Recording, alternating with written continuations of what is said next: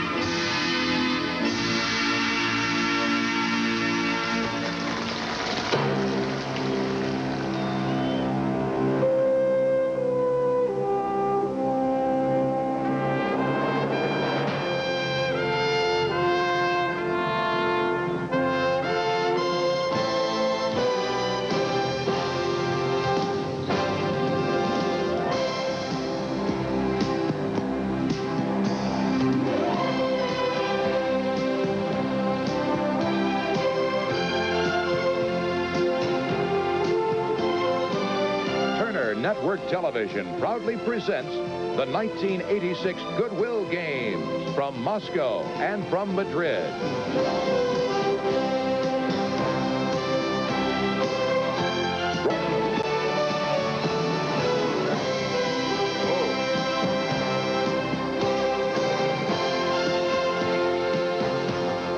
Hello, everybody, and welcome to day number 4 on our coverage of the 1986 Goodwill. To stay fresh for the 200 is also a medal contender. Also, there's cycling. It starts today at the Olympic Velodrome west of Moscow. The Velodrome is known as the fastest track in the world. We'll see 1-kilometer time trials, men's individual pursuit, and women's sprint qualifying heats. So a lot to come today and tonight. One of our first major sports venues concluded yesterday, and that was swimming. Commentator John Neighbors stayed around after things finished to offer and sift through some of the surprising stories. Here's John. Is over with here for the Goodwill Games at the Moscow Olympic Sports Center, but the memories they generated are bound to last for a very long time. This young American team was criticized as being a B squad because of the selection process that made the World Championships in Madrid a priority. Well, this young team, which included 3 14-year-olds, came here to do their stuff. And they showed the world something very important by dominating the East Germans and staring their Soviet counterparts square in the face. In fact, the Soviet spectators in the stands were bound to feel that they had just witnessed an American storm. Chris Velp, the Pac-10 Player of the Year at Washington. David Robinson with a great rejection ahead to Armin Gilliam. 4-on-2 fast break. Amaker unable to hit the jump shot. Gilliam in there battling and tips it to his teammate, Sean Elliott.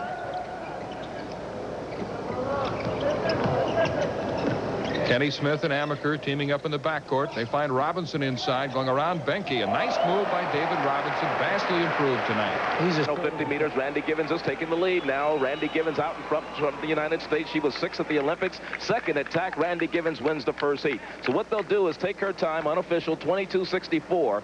Is what her unofficial time was, and combine it with the time of the second heat. That's the ideal Randy Givens race. Randy's always been known as a slow starter. She always gets out really slow and then comes on at the end. That's been good for her, of course, right now, but when she gets against a big competition, she won't be able to do that. She'll have to get out with the competition. She came back out of the curve, and she really ran great. She's always been known for her late burst at the end, and it's worked for her. For the first heat also, because you got runners like Angela Baylor, Diane Williams, Chandler Cheeseburger, who were out of the race, and Randy Givens, of course, didn't have to run against anybody. She ran a good time, but she could have run faster if Cheeseburger and Diane Williams, if those people were in. Now this is, as you were looking in the Cyrillic language, the feel for the heat 2, the lane assignments. Grazier of France in lane number 1, Gladish, Soka Gladish of East Germany in lane number 2, Pam Marshall from the United States is in lane number 3. Babashina from the Soviet Union is in lane number 4. Lane number 5, Gwen Torrance from the United States. Lane number 6 is Diane Dixon. She will not participate. She was scheduled to from the United States. She is not here. Juliet Cuthbert of Jamaica is in lane number 7, and they're off. And the thing about it, Pam Marshall has had some problems earlier. And as they come around the turn, this is the women's 200-meter. Lane number 2. Lane number 2 is out. She pulled up. And now Pam Marshall in lane number 3. Pam Marshall being challenged on the outside, though, but it'll be Pam Marshall in lane number 3, the winner of the second heat of the women's 200. The runner from GDR of the East Germany pulled up. About 75 meters to go. And she was one of the favorites. She came in with a 22.07 time, which is a great time, and she was one of the favorites. Here they are at the start here. Pam Marshall, with those long strides she's getting out. Pam has had some problems in the last couple of days. She strained her quads in the 100 meters, of course, winning the American Championship. She strained it, so I didn't expect her to do too well, but I knew she'd win, hopefully. Randy Gibbons' time is 22.61. Was in the first heat, and this time evidently is 22.14 unofficially. So evidently this heat will win. Pam Marshall should be the winner here. There you see she's finishing here, finished pretty good here. She got some outside competition from the Jamaican. Well, now that was Eva Kozbrik of Poland, who was in lane number 8, who challenged her at the end. And we'll have official results from the women's 200 meters in a moment.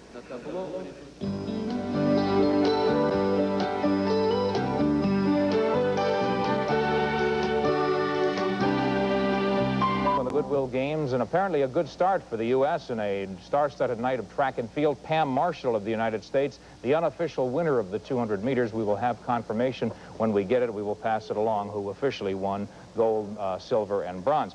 But late last night at the Men's World Basketball Championships in Spain, the United States put its unbeaten record on the line against West Germany. Let's go to second half action of that game now. And remember, when you get to 8, then you enter the bonus situation. And a foul has been called on number 9 of the United States, DERRICK McKee. McKee will be a junior at the University of Alabama. Once again, McKee trying to deny the flash post. A little bit late. We have some body contact. And DERRICK McKee has just fouled out, picking up his 5th foul.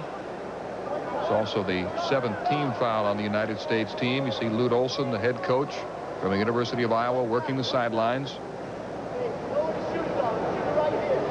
But the most positive factor for the United States tonight has been the improved play of David Robinson, who seemed a little tentative in the first 2 games and was unable to score in double figures in either game, but he has certainly been a force tonight. This is so typical of his play during the year. It seemed like every time they played one of the upper echelon opponents in collegiate basketball, he would rise to the occasion. Tonight, the first real challenge from a big team with Benke at 7'3" and Velp at 6'11". I think you're right. As we see him go up against the better centers in this competition, I think he'll respond well. And you see him go to the boards there, and although he didn't cleanly get the rebound, he was able to tip it to a teammate.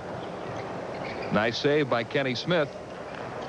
And Robinson connects. He runs the floor as well as any big man I have ever seen. That includes NBA centers that I've watched. We saw a good ball reversal in the transition there by the U.S. team, and the trail that time happened to be Dave Robinson, who knocked in the short jump shot. The United States leading by 19 points in the second half. The team is aggressive right now. We can see that. They're up, denying overplaying. Luke spotted on the outside jumper for the German team to make it 59-42 in favor of the Americans. Steve Kerr, number 6 in there for the American team, an excellent outside shooter. And a violation against Charles Smith. It appeared that he shuffled his feet and has been called for traveling. And again, we are in Madrid watching the action of all the games in this tournament. This game is coming to you from Malaga, where the United States leads by 17 points. This is a big game for the West German team. Going into tonight, they were 1-1, the United States 2-0. And keep in mind, Puerto Rico and Italy both are undefeated going into tonight's competition. So for Germany, looking ahead to qualify, this is a very important game. The United States has won the World Championship only once, in 1954, when they were represented by the Peoria Caterpillars, who won the championship in Brazil. Kenny Smith triggering the fast break to Kerr, a fine stationary shooter, but he can't rattle it in. Michael Hoch controlling the basketball for the German team. Outstanding young guard, only 20 years old.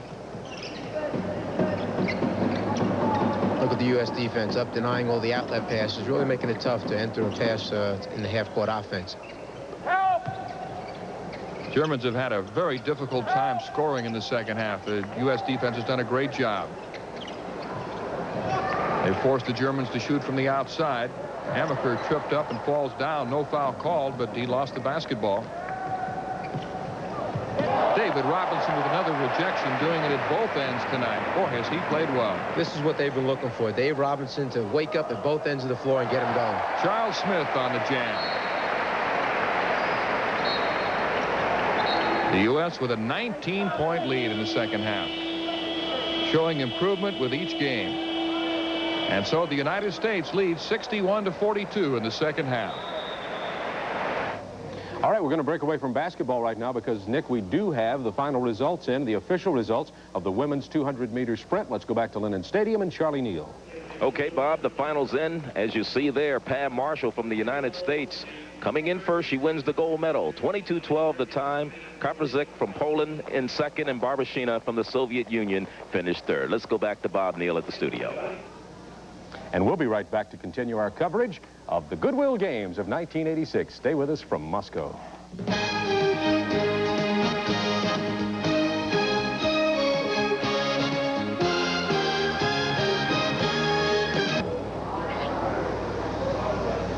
Well, the U.S. men went on to win their basketball game easily, 81-68, to remain undefeated. And I think a story is developing at the World Championships of Basketball in Spain, and that is that this U.S. team may be a little bit better than some thought they were.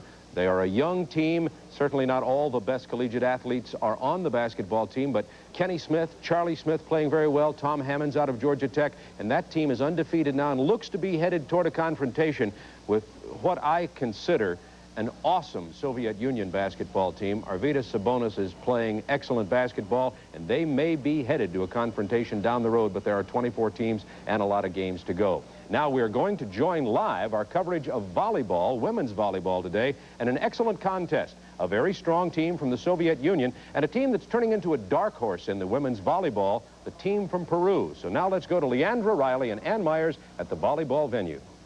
Thank you very much, Bob Neal. And yes, Peru may be the dark horse, but the Soviet Union has another awesome power in the Goodwill Games.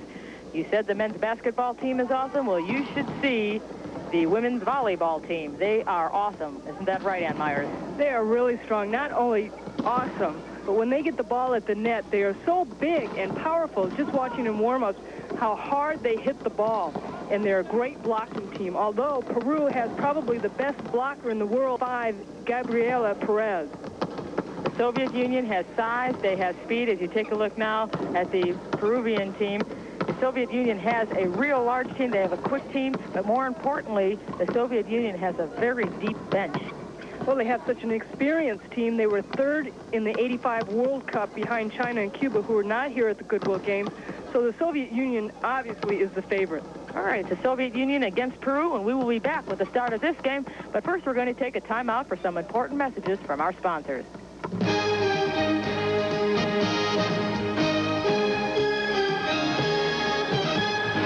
Coverage of women's volleyball. It is Peru against the Soviet Union. Peru in the white and red trimmed uniforms, the Soviet Union in blue with red trim.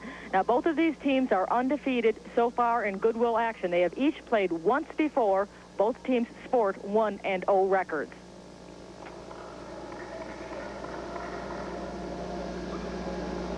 Also in this pool with the Soviet Union and Peru are East and West Germany.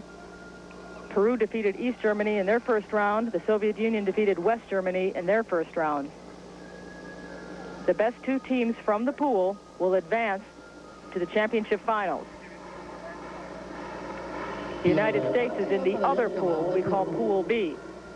But this is a Pool A game between Peru and the Soviet Union. It is a round-robin format. You play everybody in your pool to survive to the championship round for the gold medal. Peru will serve first. And we're waiting for the signal from the official as you look at number 12 from Peru. That is Natalia Dibas.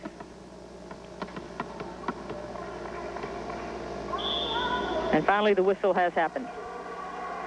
Women's volleyball getting underway here as our Goodwill Games coverage continues from Lenin Central Stadium, small arena. And a good block by Peru sets it right back over to the Soviet Union. Off the block, Peru caught flat-footed, side out. Peru was Gabriel Perez. She got a hand on it, but Pavel with the hit for the Soviet Union.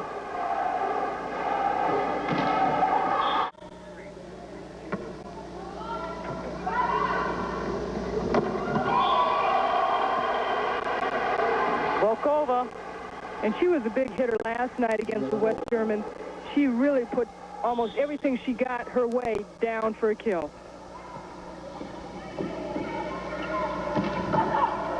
Tough dig.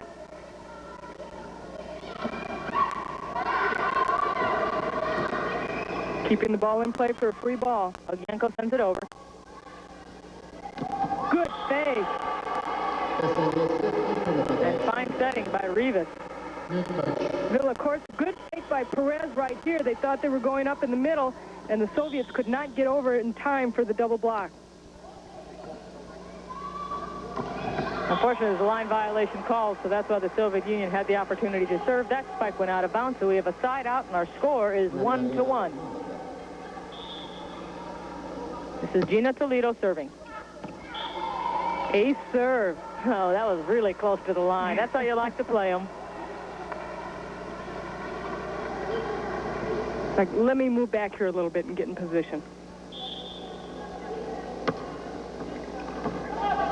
Another good serve. Nice block by Peru.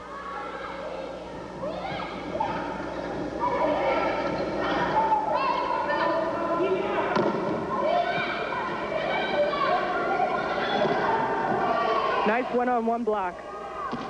Into the block of the Soviet Union, side out. And that was a one-on-two block. Ogienko on the inside. Sends it back to Peru.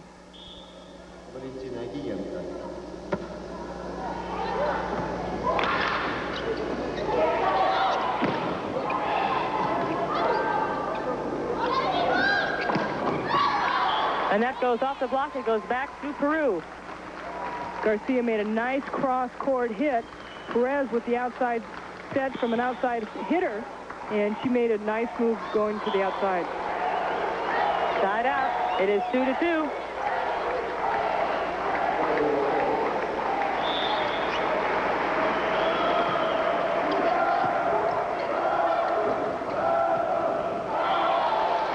They called it in. Side out for the Soviet Union. Safronova down the line. Watch when she goes up for the ball. She keeps that one arm down. The left arm comes back down, and she looks real unorthodox when she goes up to that arm swing. Tough dig. Nice throw by the Soviet Union. Villacorta making the dive.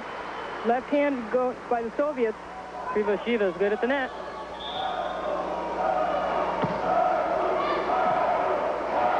Nice pass. What enabled that back set, a nice easy back set for Peru, was that they were able to get a good pass off the serve. That was not a good pass.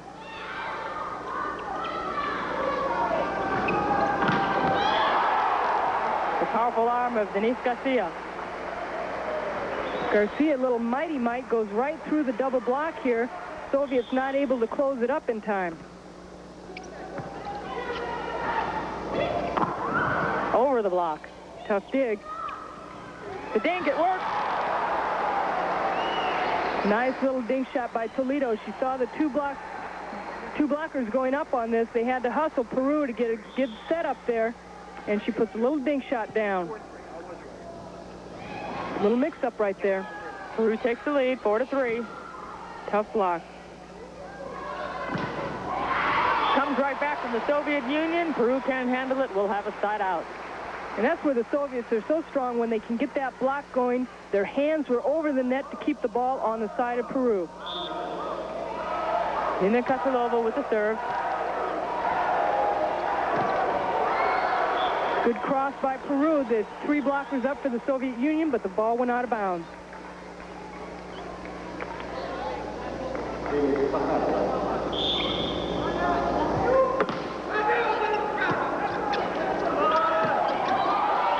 goes off the block of Peru. It'll be a side out for the Soviet Union. You'll see the Soviet Union going a lot to Chepukina right there in the middle. She's a middle blocker, but she likes that little #1 set.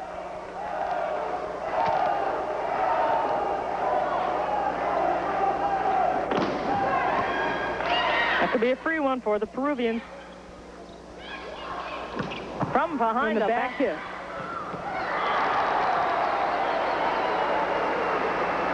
Side out, Peru. The setter, Rivas, serving.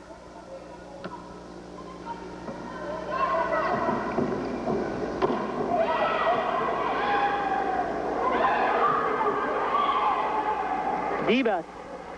That's a tough hit for Dibas because the ball was so close to the net, and she was able to get the ball through, not through the block, but make the ball drop between the net and the block. And that was tough because it was so close to the net.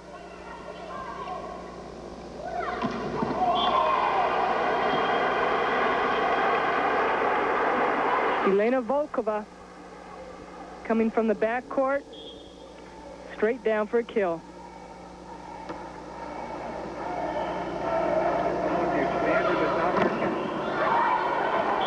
Perez using the block well. And it's a side out for Peru. 5-3 is our score. This is Toledo with the service.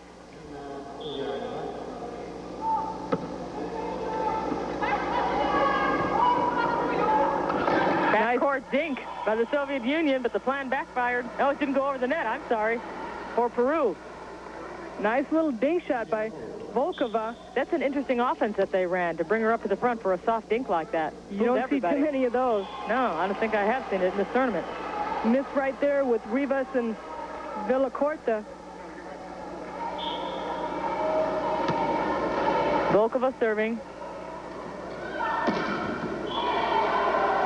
Peru gets the ball back. Score is 5-4. Peru definitely is not as big as the Soviet Union is, but they are getting a lot of their hits going down and through the blocks.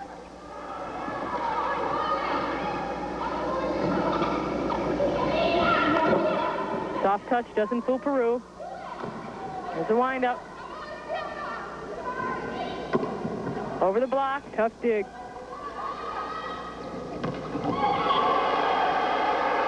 I tell you, when Safronova comes up with that one arm, you just don't know where she's going to go with it because she's able to hide the swing. She goes down the line that time, but because that left arm is down, it's confusing where she's going. I swear Safronova could face the net backwards and still get it inbound.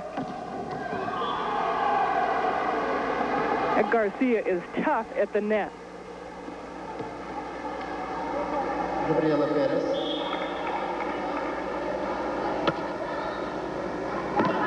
Still 5-4, side out because the service was too long.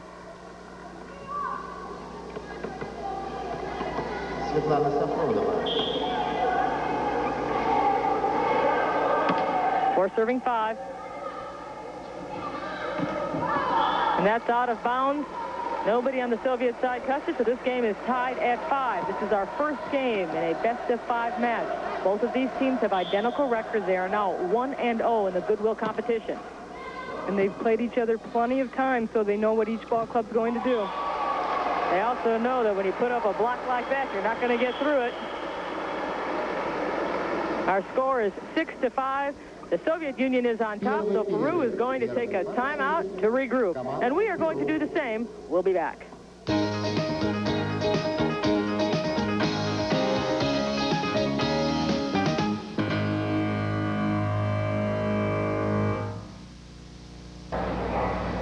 Welcome back to our broadcast center in Moscow. Nick Charles with Bob Neal. We'll be going back to volleyball in a moment, but just a brief recap. Pam Marshall of the U.S. won the 200-meter run. The pole vault's coming up with the imposing Sergei Bubka. Men's 1,500 featuring Jim Spivey and Steve Scott. And the women's 100-meter hurdles brimming with talent. If you are familiar with the city of Moscow, this is where we are located. This is Lenin Central Stadium on the city's southwest side, and we are in the small arena of this multi-event complex. It is huge. It is unbelievable. They have enough facilities here to accommodate a few football games simultaneously. But right now, volleyball is the sport, and you are looking at Peru against the Soviet Union. And Peru is enjoying a 1-point lead in this first game, a best-of-5 match. Remember, both of these teams are in the same pool, fighting to get into the championship round. They both have identical records. They are both 1-0. And in the World Cup, when these two teams did meet, the Soviet Union did beat Peru in 3 games, 15-12, 15-5, 15-6. But this is a great matchup tonight. Interestingly enough, it's at a Soviet Union home court, and Peru's looking extremely strong. Just shoved it down their throat. Here we see that Ogienko just putting it straight down, is that they have that South American hot blood. And they're just so excitable. They're always talking, and they're really a lot of fun to watch. I like that hot blood, huh? The Soviet Union now up 8-7 with a side out. Peru will serve. Gina Toledo.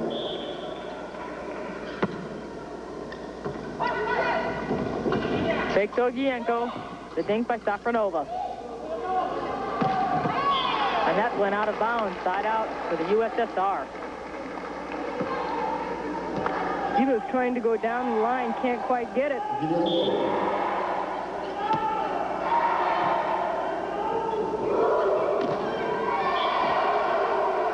That was really good cross play by the Peruvian team, but I tell you, the Soviet Union is so big up front, they had 3 players up on that block.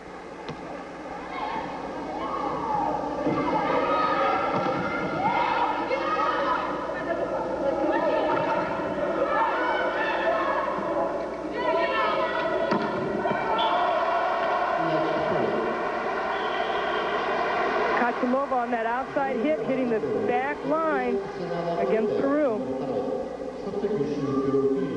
Medina Uribe has re-entered the game for Peru. It's the first time we'll see her in this particular match. She has had a lot of action in earlier matches for the team. Peru got away with that. That wasn't a good pass. Nice save. Free ball to the Soviet Union. No, it won't even go over the net. And there's something that you should know about the Peru team.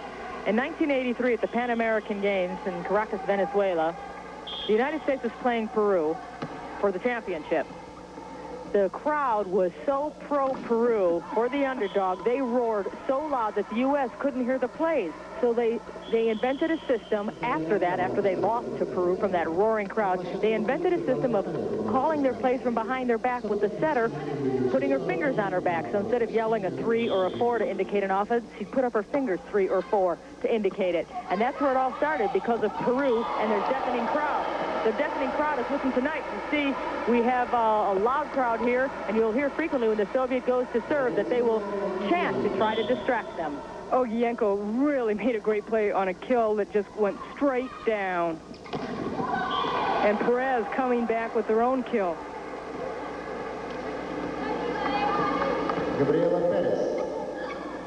7 serving 11.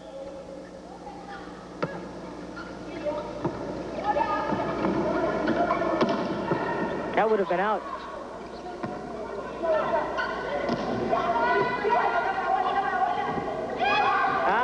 What luck, a carried ball. Safronova couldn't get over there in time.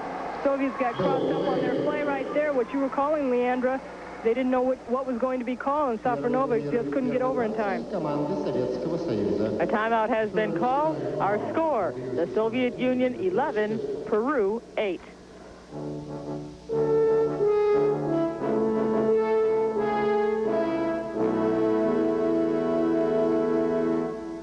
Much more exciting at the women's volleyball venue. Right now our score is 12-10. The Soviet Union is on top of Peru. Soviet Union in blue, Peru is in white. This is our first game in a best-of-5 match, and both of these teams are identical in the win-loss column. They both have 1 win and 0 losses. We've had some long rallies in this game too, Leander. They've really been exciting.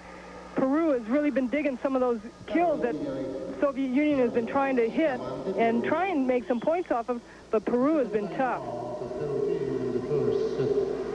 We have a lot of track and field coming up for you later in this telecast, but tonight you will have a chance to see the United States play. They are going to play their second match of this contest. They are 0-1 in the win-loss column, and they are going to take on Japan. Japan, conversely, in the pool is 1-0. So the United States really must beat Japan to get into that championship round. But right now it's back to volleyball between the Soviet Union and Peru. Soviet Union with the service. They are now ahead 13-10. 2 more points, and the first game is theirs. That service would have been out. They should thank Peru for that. Not a lot of talk back there. Hot blood ran cold. They're saying it was out. The referee is saying it is good. 14-10. Game point. Elena Chebukina with the kill right there. The Soviets have gone to Elena Chebukina, and Olga Krivoshieva, who's their setter, knows when to go to her, and that was the perfect time. Not a good pass. They never got over, but the ref let it go. And the Soviet Union puts it away with authority. A fine spike by Chebukina. Our final score, the Soviet Union 15, Peru 10. All right, the Soviet Union has now gained a 1-0 advantage in this best-of-5 match. When we come back, we will have more volleyball, more track and field, plus other things at the Goodwill Games.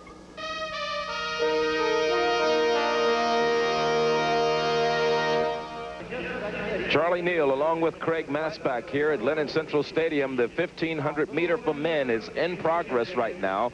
Americans are having a pretty good year in the 1,500, aren't they, Craig? Well, it didn't start out that way. Steve Scott, our leader for the last several years, was sick early in the year. He had a virus. Jim Spivey, who won our national championships last year, had sort of an anemic start to his season, but they've really come on the last few days. They ran in Oslo last weekend. Scott ran a 3:48.7, Spivey 3:49.8.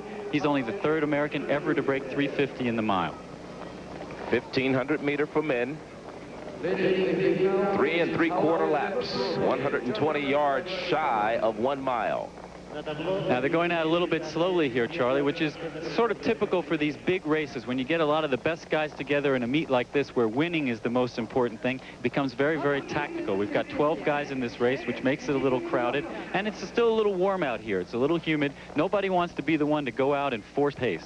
A lot of times in the women's distance runs, we see it become a team race. It doesn't happen that way with the men, does it? Well, I don't think it can happen in a race like this. The East Germans who are running first and second, Fulbrugge, who's one of their young 1,500 meter runners, he's only 20, is in the lead, and Busse, one of their great experienced veterans. He was 4th in this very race at the 1980 Olympics on this track. He's in second, but they can't run a team race because Steve Scott and Jim Spivey are just much too fast, and they themselves can maneuver at will. We now see Scott. It's hard to see from this overhead view, but Scott's moving on the outside, making sure that he's up far enough to be in contention. And Fulbrugge from East Germany finished second at the East German Soviet meet. 3:41.40 was his time there in second place. Busse, who's 27 years of age, he won the East German championships. He's in second place right now.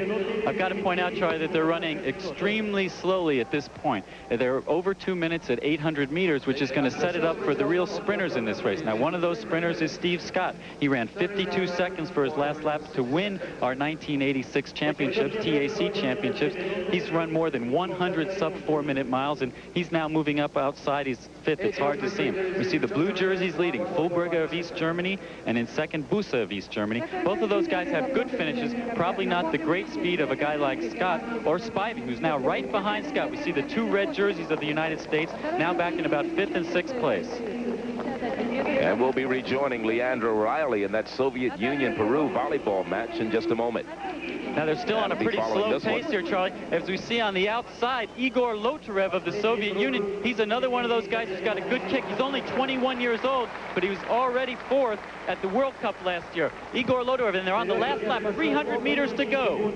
And the young man you spoke of, Lotarev, is probably the top Soviet middle distance runner right now. He is, even though he's only 21. We see Busse on the inside, Scott just outside. They haven't started sprinting yet. This is going to be a 200-meter race, Charlie. Who's ever got the best leg speed is going to win. And Steve Scott better be careful. That guy right behind him with the red top and the white shorts, that's Igor Lotarev of the Soviet Union. And Scott is on the outside.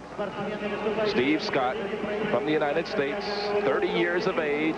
This is where it's all going to happen right here, Charlie. And it's really just mano a mano right here. Who's got the best sprint? Lotarev kicking on the outside. It'll be Lotarev coming across first. Spivey coming up third. Scott finished second. Unofficially, it was American finishing second and third. 3:40, not one of the fastest times. We said from the start that it was tactical. You see, as they came off, Scott was well positioned on Busset, but he looks a little bit too upright. You know, he ran that great race at Oslo just last Saturday. Maybe he's still a little tight from that 3:48 mile. And what did I say about Lotarev? He ran 1:47 in the 800 meters at age 17. He's got great leg speed, and he really just put his head down and charged like a sprinter for that finish line. Spivey at the left of the screen comes up well, but he just left it too late. A popular victory here in Lenin Stadium. It certainly was. 3:40.21, the unofficial time. And you saw Lotarev of the Soviet Union winning, coming in first. Now, there was an earlier heat, we have to remind you, that may have beaten the time, so we're going to have to wait for the official time. And when they combine the top 3 times, right now we're saying the Americans are finishing second and third in the heat that we saw. But it's not the type of heat where you take and put everybody into a final. What they're going to do is take the top 3 times. Craig. Well, let me make a little editorial comment here, Charlie. The Soviets are doing something interesting. They're running heats, which is expected in a Grand Prix meet. That's what they've done in the past. But the Soviets are not putting their best people in the seeded heats. They had Pavel Yakovlev, who's their former champion, in that unseeded section. He ran a time very close to the time that won this race. In fact, he may have run faster. It's an unusual policy, and I can't quite understand why they're doing it. Well, it happened to us yesterday in another race that we saw, so I guess it's not uncommon. Well, maybe they figure Yakovlev, who was injured earlier in the season, I spoke with him the other day, wasn't ready to race against the likes of Steve Scott, but he showed he was out on his own. He ran very, very quickly. May have run faster than this time. We'll have to check the official times. Okay, unofficial. Right now we have in the second heat the one that we just watched, Lotarev of the Soviet Union first, Scott and Spivey from the United States second. Let's go back to Leandra Riley at the volleyball venue for that Soviet-Peru match. Thank you very much, Charlie Neal. If you think 1,500 meters is a long distance, you should see how this match is going. We've been playing for almost 10 minutes now, and our score is only 2-2. This is the second game between the Soviet Union and Peru. The first game went to the Soviet Union. This is now our second contest. Soviet Union in blue, Peru in white. This is where the conditioning takes over, especially on all these side outs. There's not a lot of points being scored. It just keeps going back and forth to who's going to serve. Carried ball, side out for Peru. The Soviets have been trying to spike the ball, and when they have tried to do it, Peru has blocked it. So now they're trying to throw the ball over almost, and again, Peru coming up with a key block. Gabriela Perez with the service. And Kachalova spikes it down. But again, Peru coming up, at least getting a hand on the ball, and Divas had her hands up to protect her face, but the ball went off the wrong way off her hands. Safronova serving. Nice serve. Very low. Well placed hit. That was Garcia. Garcia's been tough at the net. Garcia and Villacorta, when they're both in the front row, Peru's got a good chance on getting some points against the Soviet Union. Our score remains 2-2. Nice dig. Nice hit by Chibukina. Chibukina lobs it over. Into the block. Tough block. Kachalova and Krivoshieva, who's the setter for the Soviet Union, really comes into play on a lot of blocking. She's one of their better blockers. I guess I have to make the pun. They're a nice Soviet block. Moving right along here, Toledo. Please do. Hey, what do you do when you come up against the block? When you play, Dan, and you go around it. Can you make that decision that quick? Can you really just make that adjustment? Oh, I think no matter what sport it is, the kind of reaction that you have to think about, it's not a thinking thing. You see so many things, and you react in that split second. So you have to be agile in ability and agile in your thinking. Which doesn't always happen. Right, sometimes one's better than the other.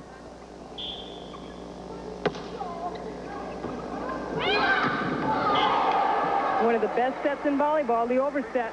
Not a good pass by the Soviet Union. Peru takes advantage of it. And ties the game. It is 3-3.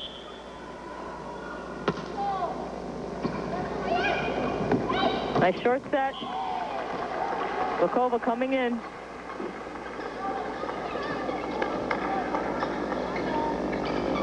Just flies in there.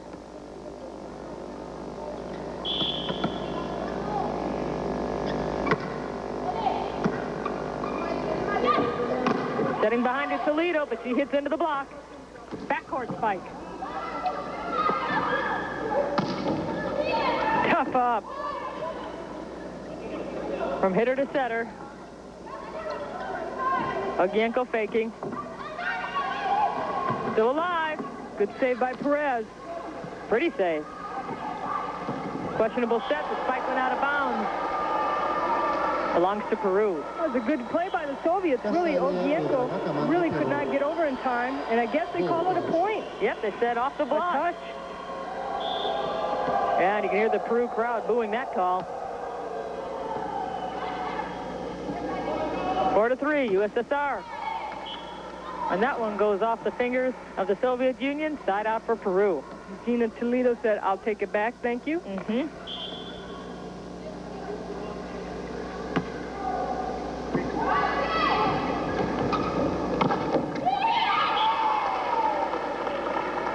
Vukova is so strong, but Peru really has a good blocking team. They've done a good job against the Soviet Union. Oh, there's that block word again.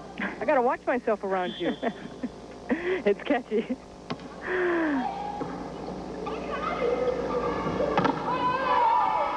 Nice up.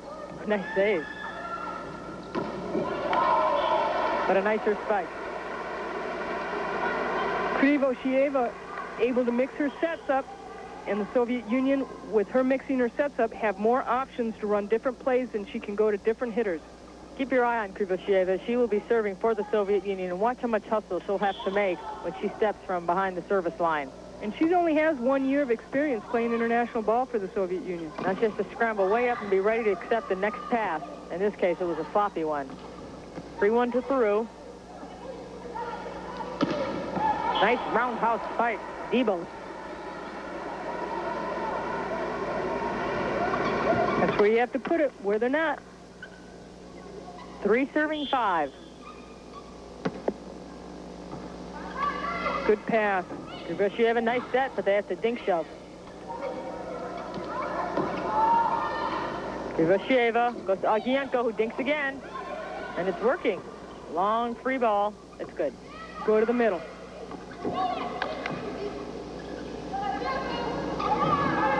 Surprise to Ogienko. Good play by Ogienko. She had a chance to maybe hit the ball, and that was the second hit. The double block went up for it, and with that, it fooled me because you really thought she was going to hit it, and then she jumps up and set it back instead. And by that time, the block was really committed. Nice dink. Peru trying to give it back to the Soviet Union. Perez in on a good block. Chebokina was there, but she just didn't move. 3 serving 5. Behind the line for Peru is Natalia Dibos.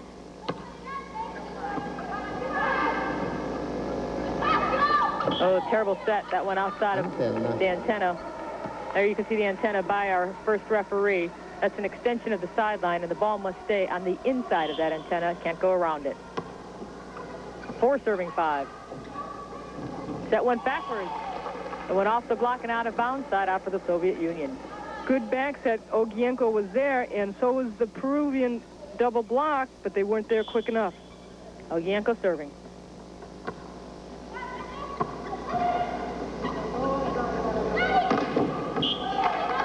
Perez using the block well.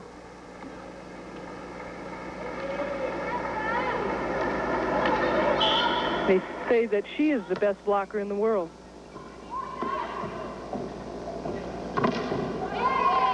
And that was the Soviet Union using the block well.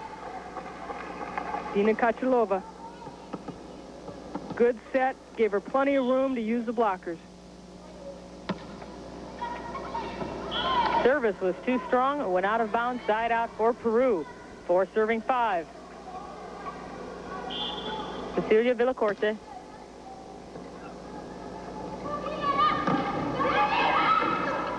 Good hustle by Peru. Little dink didn't work. That's what happens when you try that little dink shot against a tall team like the Soviet Union. They're up there so long, their arms are so long, they're able to tap it back. Right now, the momentum of the game is very stilted. Neither side has really been able to put together a good group of points. And yet both teams are passing the ball fairly well, so they're able to run their setters off some kind of passes, and both teams are doing a good job defensively. I think that's the name of it. The defense is really stifling the offense in this case. And we have a floor wipe, so we're going to break away from the action. Volleyball competition here at the small arena, 5-4. The Soviet Union's on top.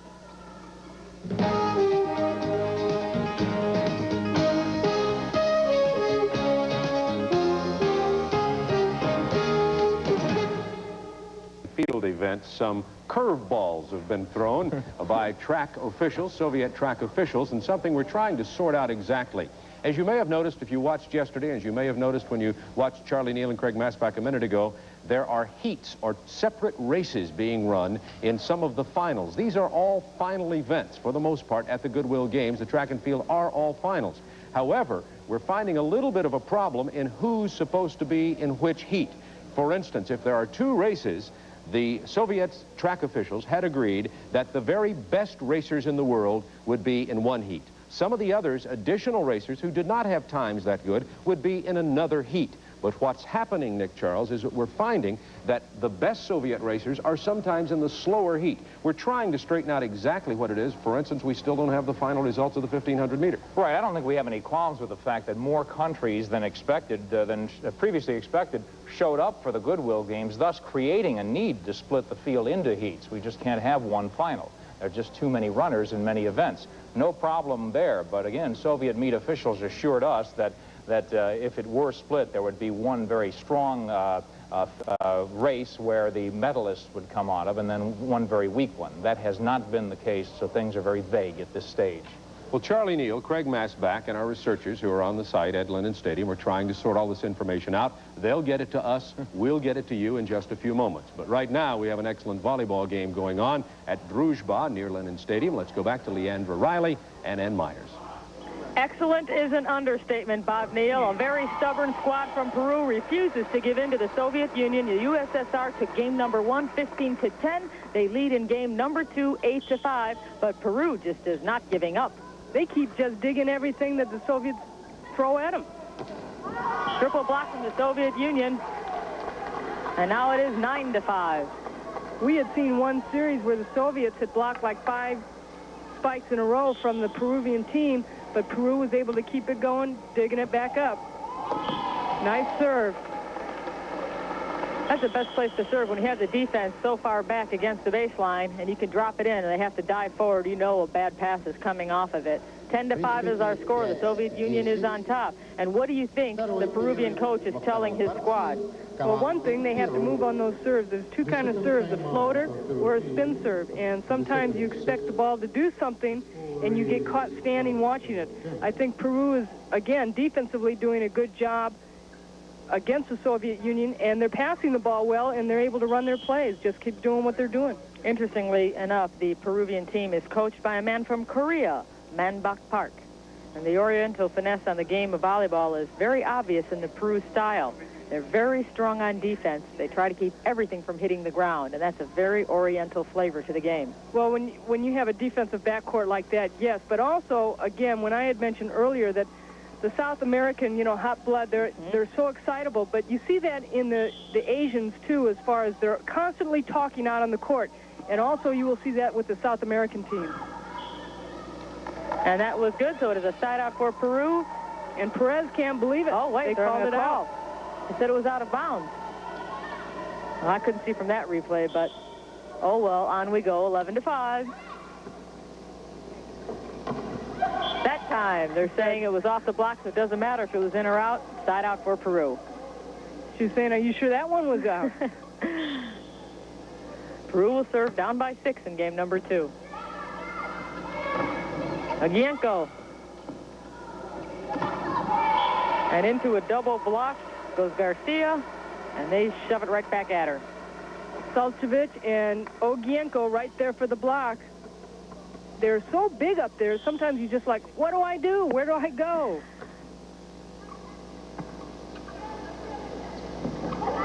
That was smart. Over the block. Oh, fine hit. Julia Salcevic, a lefty coming into the game. Nice cross-court hit. Sometimes with that left hand, too, it can throw the defense off. You're not sure exactly where that ball's going to go. Nice cross. That's what Peru has to do more of, faking. One goes up with the fake to throw the block off. The second one follows through. Well, they're perfect. They were able to do that because of a good pass. And when you have a good pass, you can run several different options.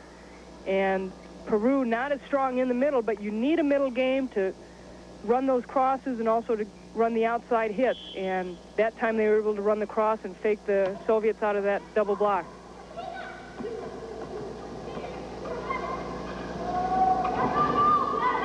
Into the net. They can't get it out. So Perez will serve. And it is 6-12. And again, we're having a floor wipe. And as the evening progresses, we will see more and more of these floor wipes because the athletes are perspiring more and the gym is getting warmer. And not only that, what will also happen if it's a close match, some teams will call for a floor wipe just to stop the momentum of the game, because if they're losing, they try and swing the momentum back towards them and slow the pace of the game down. 6-12, Peru against the Soviet Union.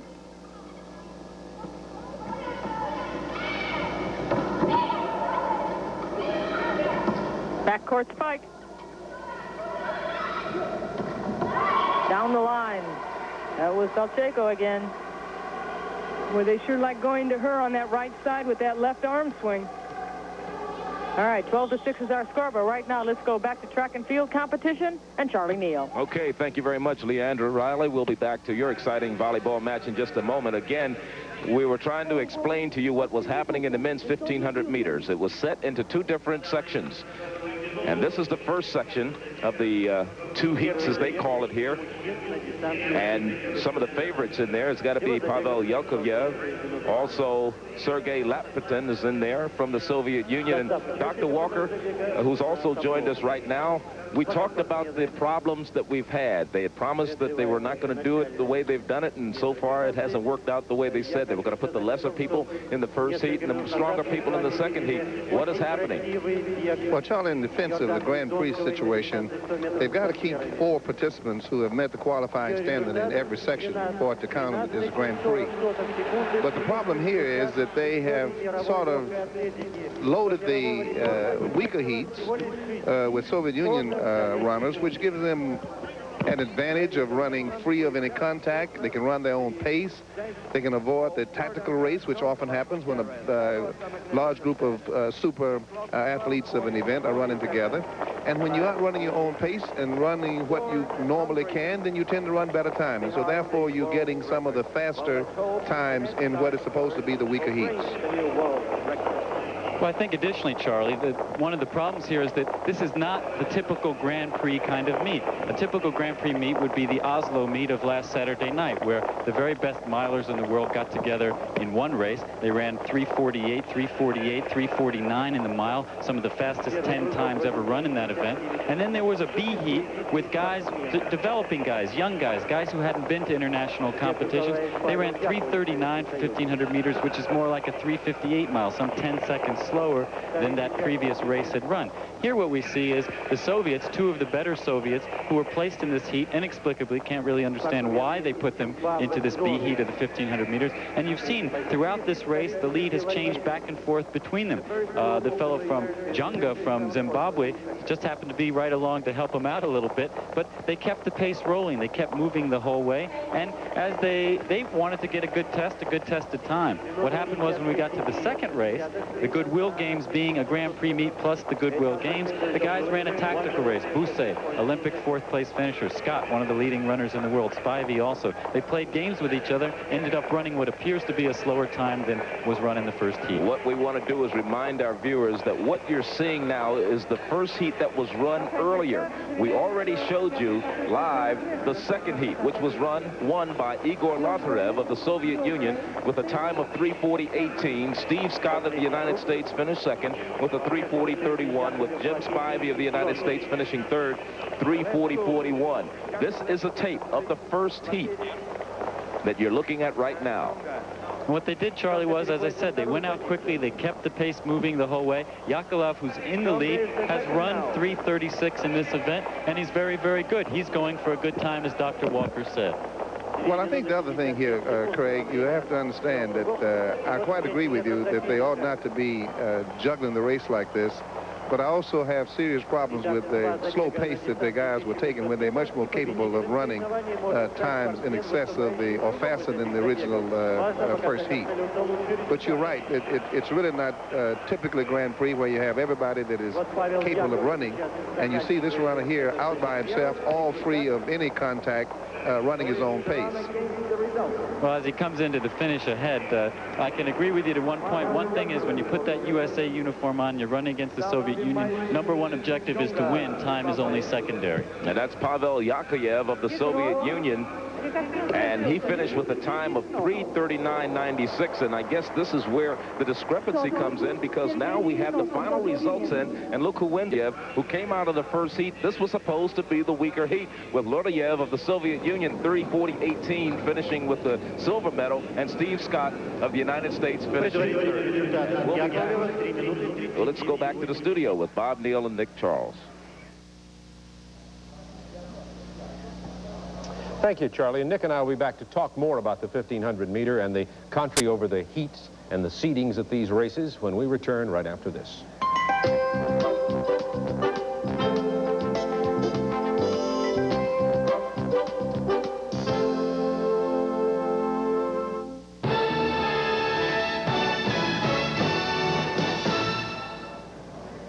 Welcome back to Moscow. Well, we continue to explore the controversy of the various heats and the seedings and the athletes that are in race 1 or race 2 that's happening out at Lenin Stadium with the track and field. Soviet track officials had agreed with the Athletic Congress and the International Track Federations that because there could be more than the required number of runners for one race in an event, that there would be another one. But the agreement that was made is that in the second race, or the lesser known runners, the ones with times of qualification that were less, would run in a heat by themselves and put the best versus the best in the same race. That's apparently not happening. For instance, the first heat, the heat for the runners that should not win the race, the man who won that, his name is Pavel Yakovlev of the Soviet Union. Turns out that he is a former Soviet record holder who has been injured and had not run.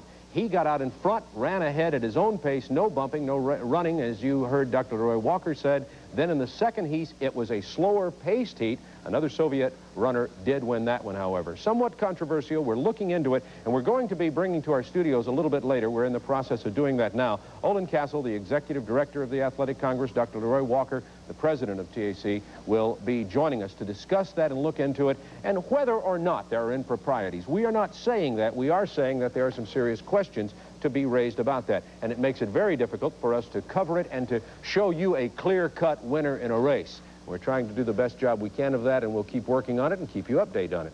Nick, it's getting hot and heavy here. Meanwhile, hot and heavy at volleyball. I'll tell you, Peru has been the dark horse, not coming out of nowhere. They had been rebuilding, but they're exuberant, brimming with desire. They've got some great athletes, and they're playing the best team in the world right now, the Soviet Union. Let's go back to that game, Leander Riley and Ann Myers. And we have an incredible contest going on here, as you see in this replay. Peru putting it down in the face of the Soviet Union to give them a 14-13 lead. Game number 2, and Peru, like Ann Meyer said, they're hot-blooded and coming back. And they got some hot-blooded fans up there cheering for them, too. Side out for the Soviet Union, and they're in a ditch right now, down 13-14. They must win by 2, so our game will go to at least 16 if the Soviet Union wins. And that was out of bounds, so the game is tied at 14. So we are at least looking at a 16-point final here. You must win by 2 in volleyball competition. Gina Toledo going up against the double block, saw the line, but ran out of room.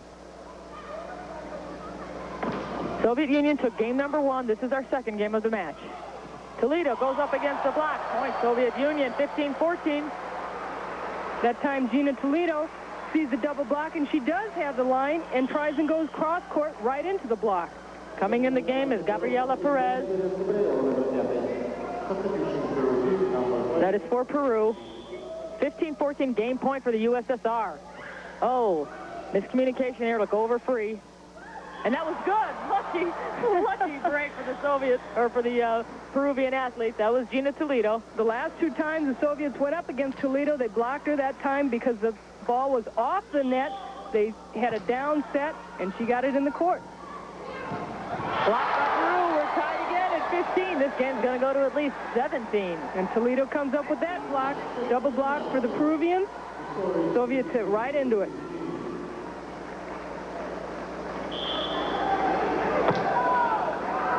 That was good. What a time to let that one go by. You don't play look-see at 15. And what a person to do it. Garcia has been so hot. She's so excitable. They're yelling in the crowd. 16-15, game point for Peru. It's still up. No, it is not. Side out for the Soviet Union. They need 3. 1 to tie, 2 to win. Garcia makes a great try in getting back into the court from serving that ball, just not quick enough. Oh, good time to choke, say the Peruvians. Side out. That's the second service error for the Soviets. And at a crucial time. That was out of bounds. Another service error. Tell me the tensions aren't high. Their second service error. You get pumped up, you got to move back a little bit further. Pretty soon you're in the bathroom serving.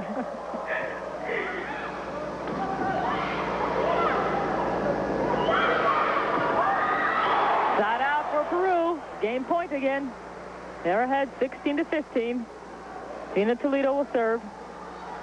This is Olga, and there's the Peru stands. They're clapping.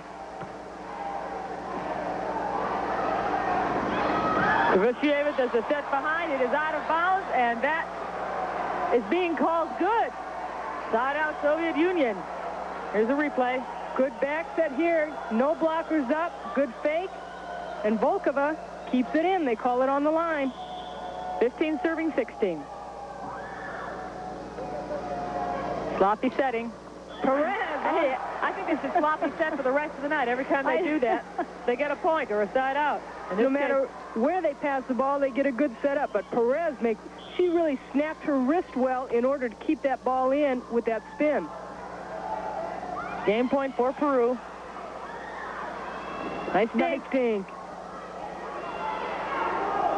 Another good dink.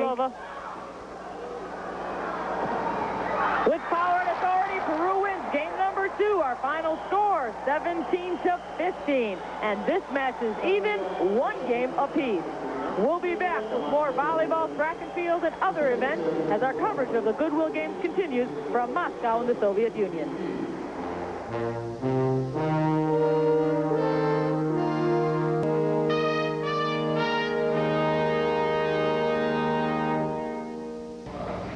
To continue to try to shed some light on what is a developing controversy at track and field at Lenin Stadium, as we reported before, because there was a need due to extra runners to run 2 heats in some of the Grand Prix events, there was an agreement that the first heat would include slower runners whose qualifying times in other events around were slower times and runners not expected to win gold, silver, and bronze. Then the second heat would include the best against the best, the fastest runners. Well, apparently that's not happening. The Soviet Union seems to be, and I underline seems to be because we're still looking into this situation, putting in some runners who in fact do have faster times, as was evidence in the men's 1500 meter when the winner, based on time, came from the slower event, and that man's name was Pavel Yakovlev, and the medals have been awarded according to the best times out of the 2 heats, not the best time from the second heat with the supposedly best against the best. So the medal ceremonies being awarded now, the gold going to Pavel Yakovlev of the Soviet Union.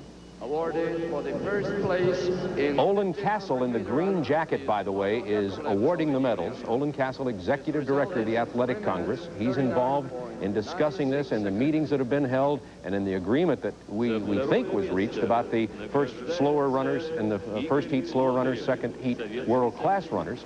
As I say, that's proving not to be the case. The number 2 finisher, the silver medal, is going to Igor Lotoyov of the Soviet Union. He finished with a time of 3:40.18. Pavel Yakovlev, by the way, had 3:39.96, and the American Steve Scott finished 3rd in this event with a time of 3:40.31, and American Jim Spivey finished 4th overall. So the times, Nick Charles, have been awarded as we watch this medal ceremony. Even Olin Castle is awarding the medals based on time, not based on who finishes in supposedly that second world-class heat. Well, let's face it, the insinuation is, and there's no proof, is that the Soviets are stacking the field that way. And, of course, when you have somebody loose on the lead against a much lesser bunch, he's going to cruise at his own speed and win easily, have plenty in reserve. That's, of course, hearsay, or it's an insinuation, but it's a strong suggestion now, the way it turned out. Either that or Pavel Yakovlev ran the race of his life and nobody ever heard about him. Which is not the case. Interestingly enough, Yakovlev was, as we had said before, a former Soviet record holder. And so it's not that he was an unknown runner. He was a former record holder. He did win today. It is interesting. We are looking into it. We have a fantastic volleyball game going on between the Soviet Union and Peru. They're even at 1 game apiece. Soviets won the first. Peru won the second game. Our coverage is heating up here in Moscow. You stay with us on the Goodwill Games of 1986.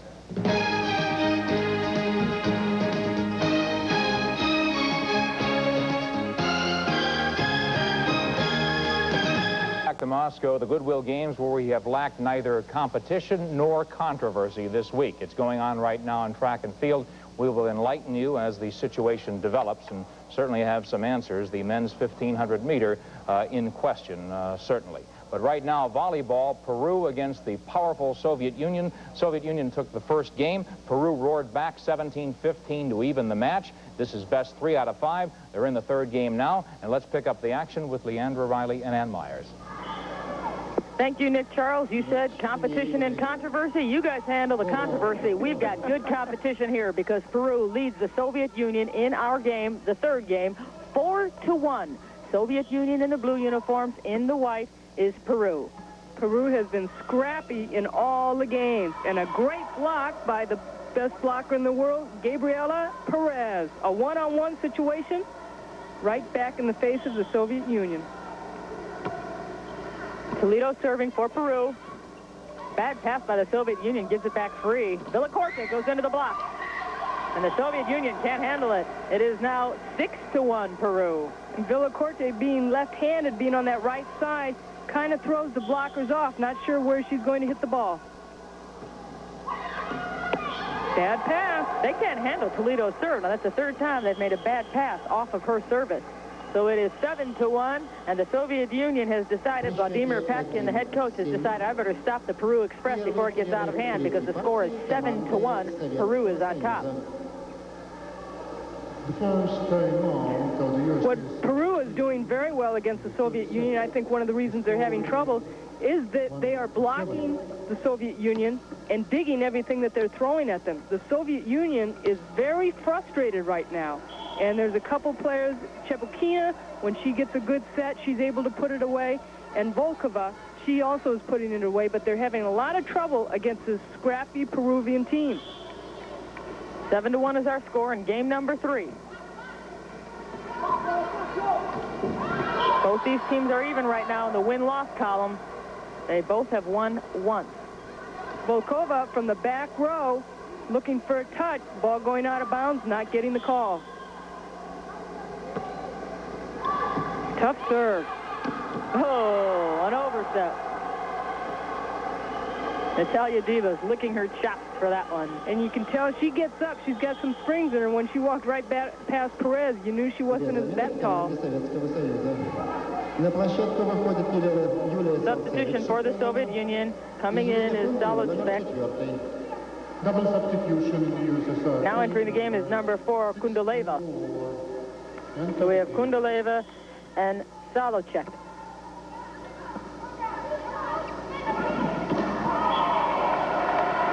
And Peru has to swallow that one. Side out for the Soviet Union.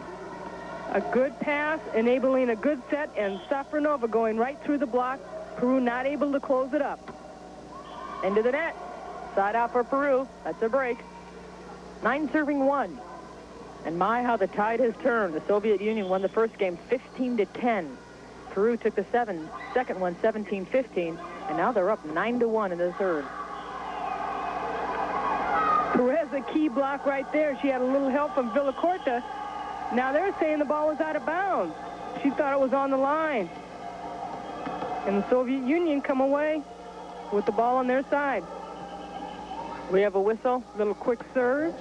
You're not allowed to serve until the first referee beckons for the service.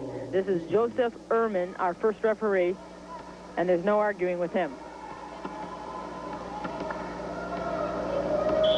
Now they're ready. That's the nature of volleyball. If you do argue with the official, you will get a yellow card as a warning. Side out for Peru. Rosa Rivas setting the ball.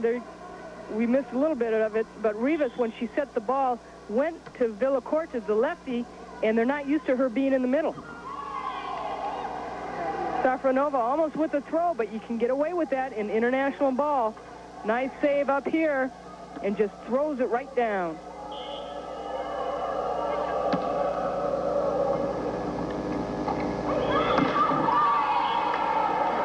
Good action at the net by the Soviet Union, and they now have their second point.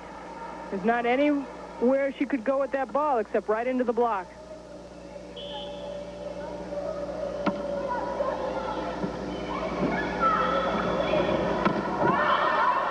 Out of bounds for Peru. Point for the Soviet Union. 3 serving 9. Again, the Soviets so big, they gave her the line, number 9, Denisa Garcia, but not enough of the line to take advantage of it. Safronova with a nice serve. Into a block. Nice double block in the center. Really see the momentum changing. Timeout by Peru. Soviets coming back. Smart time to do it, too, because they are coming back. It is 4-9, and Peru wants to stop the Soviet Union's momentum. We will continue with more volleyball action plus other sports here at the Goodwill Games. Don't leave us. We're in Moscow, USSR.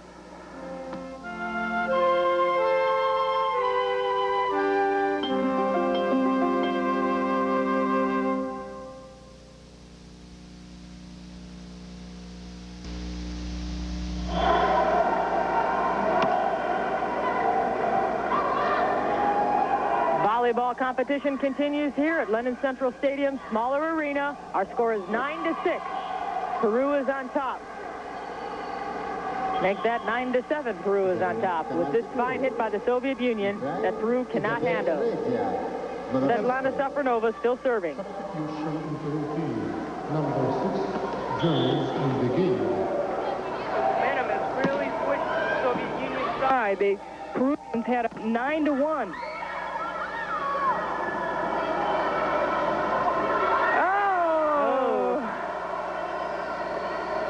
Chevokina says, I'll take that. They're calling a replay. Just rolled right along the net.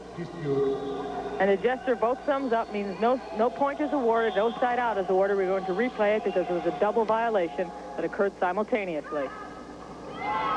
Soviet blocks over the net. It is 8 serving 9, and what a comeback by the Soviet Union. Gina Toledo can't get a good pass up to the setter. And the Soviets with their double block right there. And with this tremendous comeback, the team from Peru has elected to call a timeout. They now have, instead of an 8-point lead, just a 1-point lead. It is 9-8.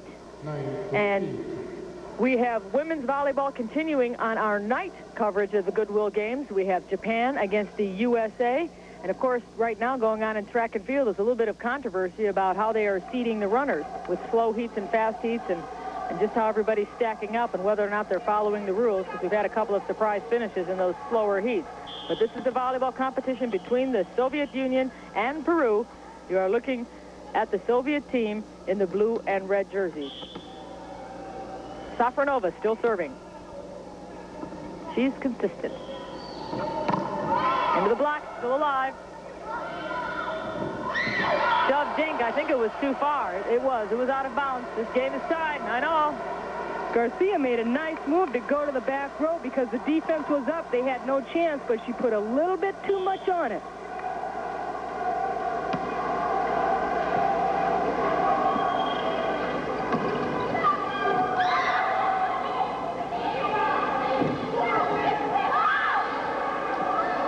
And a valiant effort by the Soviet Union. Ball takes a funny bounce along the net and goes out of bounds. It'll be side out for Peru. That whole play was funny. But the Soviet Union's not laughing. As we look at the Soviet coach, Vladimir Patskin, Well, Peru has to try and get something going. They really lost their momentum for a while, and Soviet Union caught up with them. They have to get something going right here. During one of the timeouts, Isabella Condamarin came into the game. Condamarin just served for Peru. Nice. Good off-speed by Garcia. Two tall blockers right up there against her, and she went up like she was going to spike the ball hard and just took something off it. It's so important that you disguise your shots, and she went up there with a tremendous wind-up. You really thought she was going to unload in it, and she didn't. Backward dink, backfired, and it is now 11-9. Krivoshieva trying to go with that fake, trying to dump it over, but missed the court. Really not that bad a move. Side out, Soviet Union. Chervokina in the front with a little quick set right here, right over the shoulder.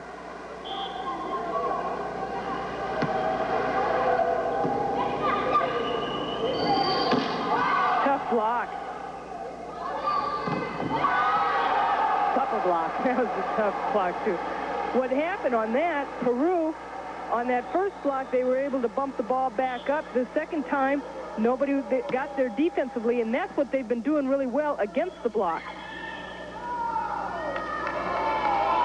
Illegal hit called against Peru, or a line violation. I didn't see the gesture by the referee, but the result's the same. It is tied now, 11-11.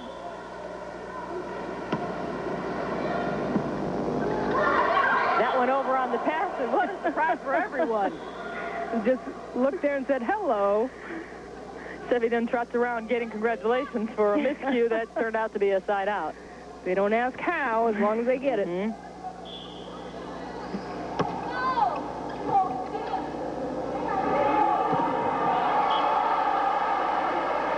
Balchevich on that left-handed side, going down with the cross court. 11 serving 11. Nice try. Point for the USSR, 12-11. So we have a substitution for Peru. Coming back in the game is Cecilia Villacorte. Salchevich was right there for that overset, and Peru's got to get a good pass right here. They always try to serve for the person who just came in off the bench, hoping she's cold. Not a bad move. Spike went out of bounds. Point, Soviet Union. 13-12. Long. They listen to me. Side out. Never fails. Another substitution coming in the game for Peru. Gabriela Perez. Back in the front row. Substitution in Peru team. Number 5 enters the game. Tangle at the net. Comes over to Peru.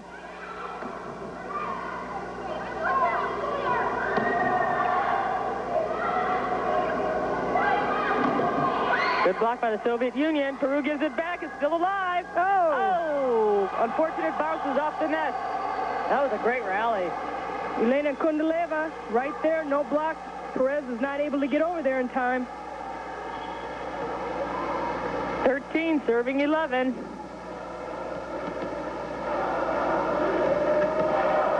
We're going to break away from the action here between the Soviet Union and Peru and go back to our studios. Bob Neal and Nick Charles.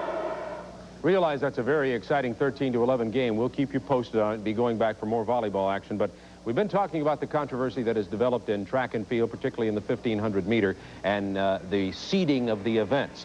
Olin Castle is with us. You see him just over my shoulder. He is on hand at Lennon Stadium. Olin Castle is executive director of the Athletic Congress. Olin, let me ask you, first of all, just to explain what I would call myself a highly unorthodox procedure of seeding events in a Grand Prix event and having heat races to begin with. How did that start, if you'll begin that explanation first of all?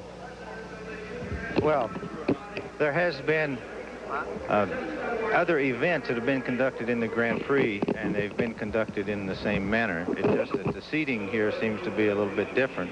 In Oslo and Stockholm and other places where they have had Grand Prix meets and where they have had different sections in a 1,500 or 800, they have seeded them so that the fastest heat is the A heat, and there has been no combining of times, because in the Grand Prix system, you cannot combine the Grand Prix and determine a winner based on the time. The Russians designated the second event in the 1500 as the Grand Prix event, and that's the event that the points will be awarded to. As far as the winners that stood on the victory stand, they explained that this was the way that they had decided to do it at the technical meeting.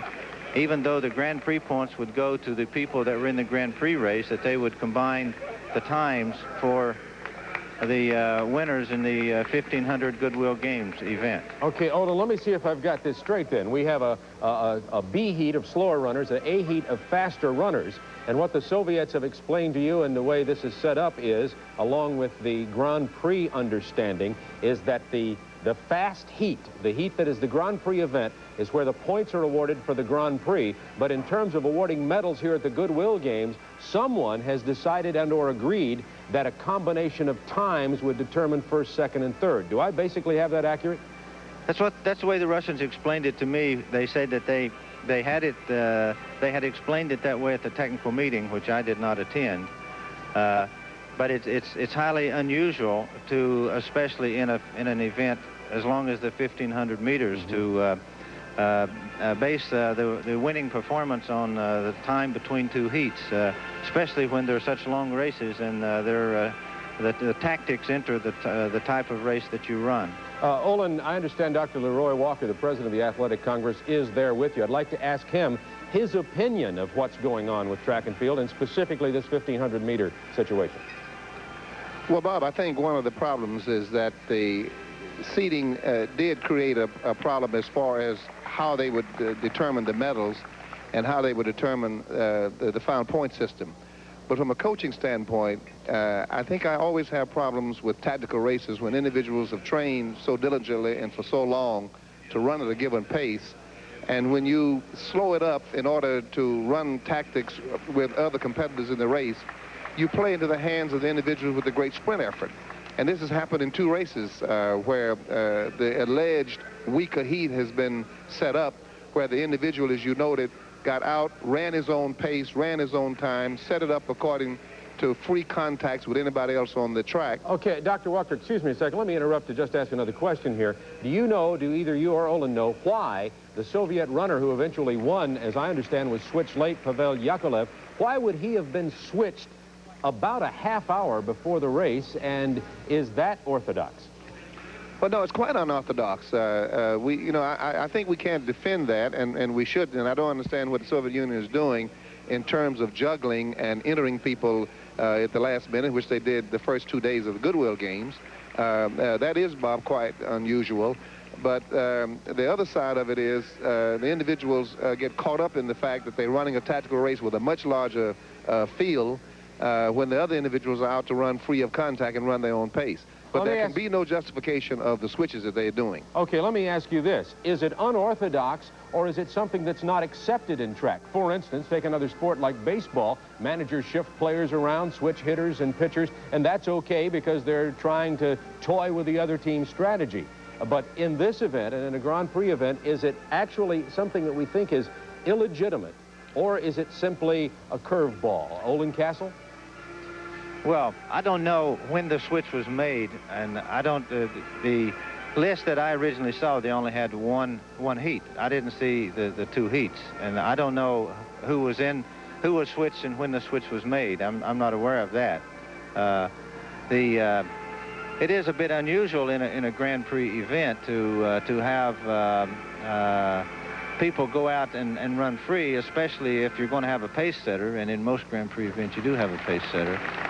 Yet in the better race here that we saw, supposedly the better race with Steve Scott and Jim Spivey in it, that was supposed to have been the one that that is the one that was a Grand Prix event, and the Grand Prix scoring was for.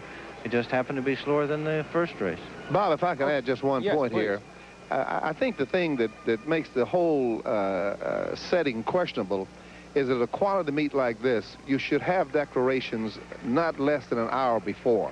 That provides an opportunity for the clerk, for the starter, for the telecasters, for the media, everybody to know exactly who's in the race, and also for it to get on the board as far as the fans are concerned. And I think in that regard, it is unusual. This is a question right off the top of my head, and I might remind you folks that we're doing this live from Moscow, but let me play devil's advocate for a moment, if I might. How about the 100-meter women when Pam Marshall dropped out of that race for the United States, saying she wanted to save herself for the 200-meter? Is that also not orthodox? We didn't know she wasn't going to be in there until the race started. Well, I think what you've had is both insertions and deletions all through this. Both ways? Yeah, both ways. Individuals dropping out to favor themselves in another race. If this had been in the collegiate circles in the United States, being a favorite dropping out, they would have been barred from all other competition during the meet.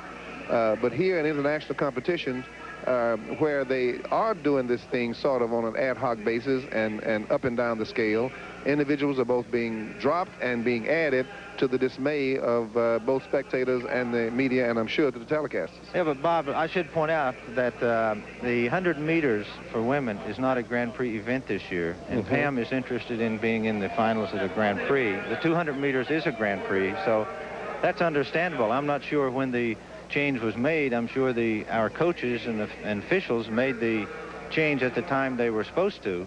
I don't know when the press and everyone else was notified, but I can understand that situation totally when she wants to be in the Grand Prix, and the 200 meters is a Grand Prix and not the 100 meters. Okay, let me just ask you one more thing. What do you think is going to happen here in regards to our Goodwill Games track and field mix? Is anything going to happen that will change this, or are we going to stay with this pattern? What do you think? Well, we're going to have some meetings with our Soviet officials tonight to discuss this and see if we can arrive at a better explanation and a better understanding of how we should be doing the Goodwill Games. Olin, Dr. Walker, let me just ask you one thing. In the spirit of goodwill that these games are going on, again, and I'll just get your comment on this, in the spirit of goodwill, has this affected the attitude of the athletes there, or is it simply, right now, a problem between executives and media and reporting what's happening? What do you feel about it? Well, I think it has had some impact on the athletes. Generally, you get yourself positioned for races and for jumps and throws in terms of the opposition and who the people are and what kind of performance you have to give in order to do well. And I think when there is a change and when you're a little bit uncertain about it, it has some effect on the athletes. Olin Castle, we understood earlier today that you said this, and correct me if you did not, because I'm getting it at the last moment here, that if there was a Grand Prix event with 7 or less, then they would have to stay in that heat, 7 runners or less. And we understand that Yakovlev, the man who was switched at the last minute, was number 7, thus under the agreement staying in the heat. Was that the agreement, and did in fact that happen?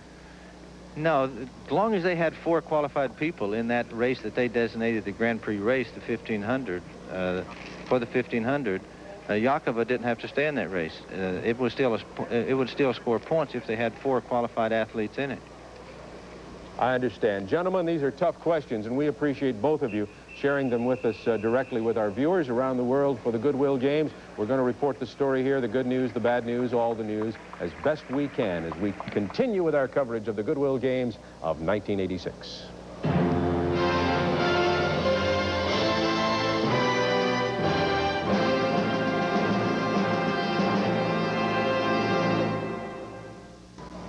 So we'll thank Olin Castle and Leroy Walker for helping explain the controversy over the seeding of heats in the Grand Prix events that are also part of the Goodwill Games. I realize it probably remains a little bit confusing. We will continue to investigate and try to illuminate the situation. As of right now, though, the men's 1,500 meters, and it'll probably stay this way. If it changes, we'll let you know. The winner was Pavel Yakovlev, who was in the, quote, slower heat.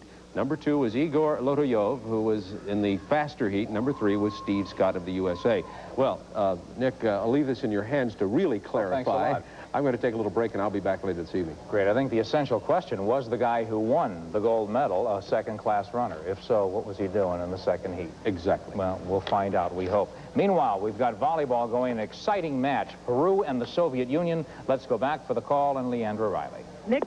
Nick Charles, please send us a repairman. Somebody took the tubes out of Peru's radio. They are trailing by 6 points. They collapsed in the second game, 15-11, and now they're just about crushed. 7-1, the Soviet Union has the lead.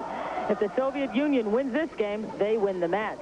So let's see if Peru can get fired up and rally back from this deficit. Peru definitely has simmered down. Valacorta and Garcia, the two fire plugs for Peru. Here's the ball going to Valacorta, but they just haven't been able to get anything going. The momentum is right now with the Soviet Union. 8-1, Soviet Union's on top. The Soviets look real confident up at the net right now. They're blocking everything. Spiking from outside the court, bringing it back in. 9-1. Salcevic with that left hand going cross court. And Valacorta not able to get her hands on it. Substitution for Peru coming in is Sevedon, number 8. Chebukina serving, and she really has been instrumental in this comeback for the Soviet Union. She has been really strong at the net, and there she basically serves an ace. And that was a ground-to-air missile for that ace. 10-1, the Soviet Union is on top, and we are going to break away from this action with the Soviet Union about to close the door on Peru in this match. Don't go away. More volleyball coming up from Moscow.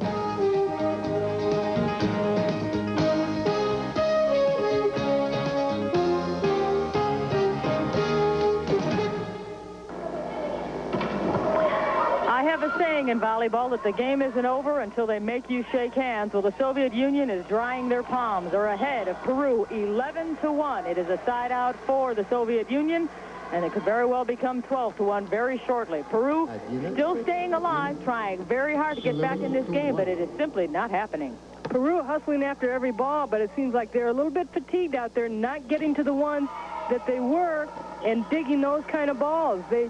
When the Soviet Union was blocking Peru, Peru was able to come back and dig that ball up and attack right back at the Soviet Union, but they're not able to do that now. 12-1, this could be our final game if the Soviet Union wins. And that one off the block, a break for Peru, side out. Let's see if they can put some points on the scoreboard. That is going up high using that good arm swing.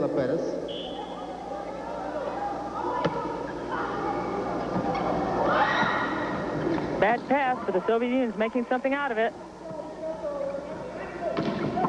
Nice hit.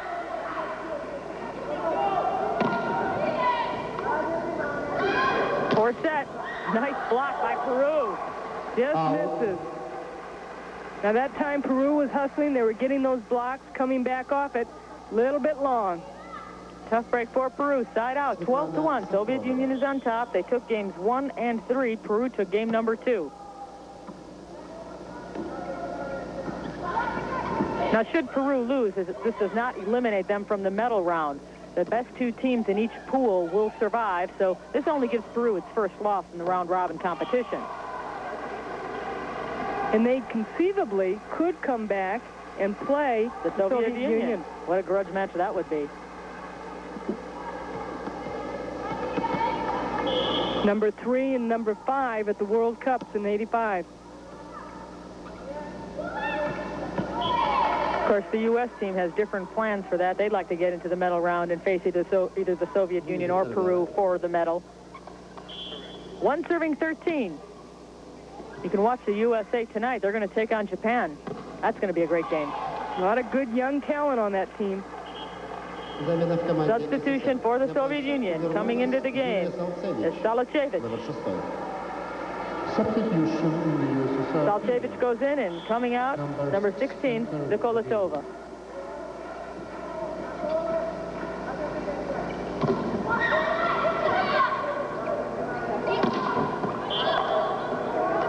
And that was an excellent spike to the back line. It is side out for Peru, 1 serving 13.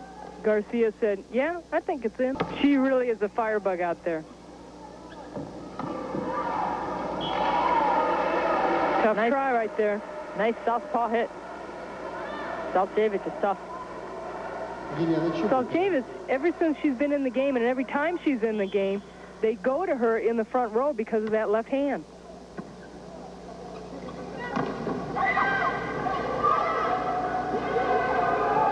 Salcevic again. And that was too much for Peru to handle, and we are at game and match point. The Soviets lead this one 14-1. And usually when she's on that side, she will go cross court because that set was way to the outside. Substitution Peru team, number 7 enters.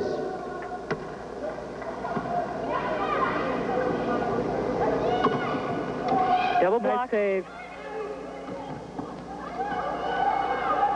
Nice short set, and that's the game. 15-1.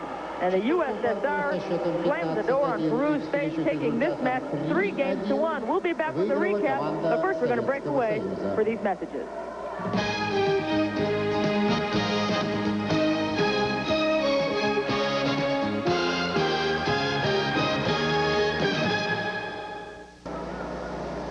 There you see the final numbers. The Soviet Union defeated Peru 3-1.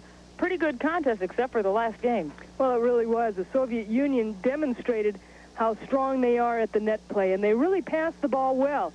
And I think if they can keep their passing going, nobody's going to beat them in this tournament.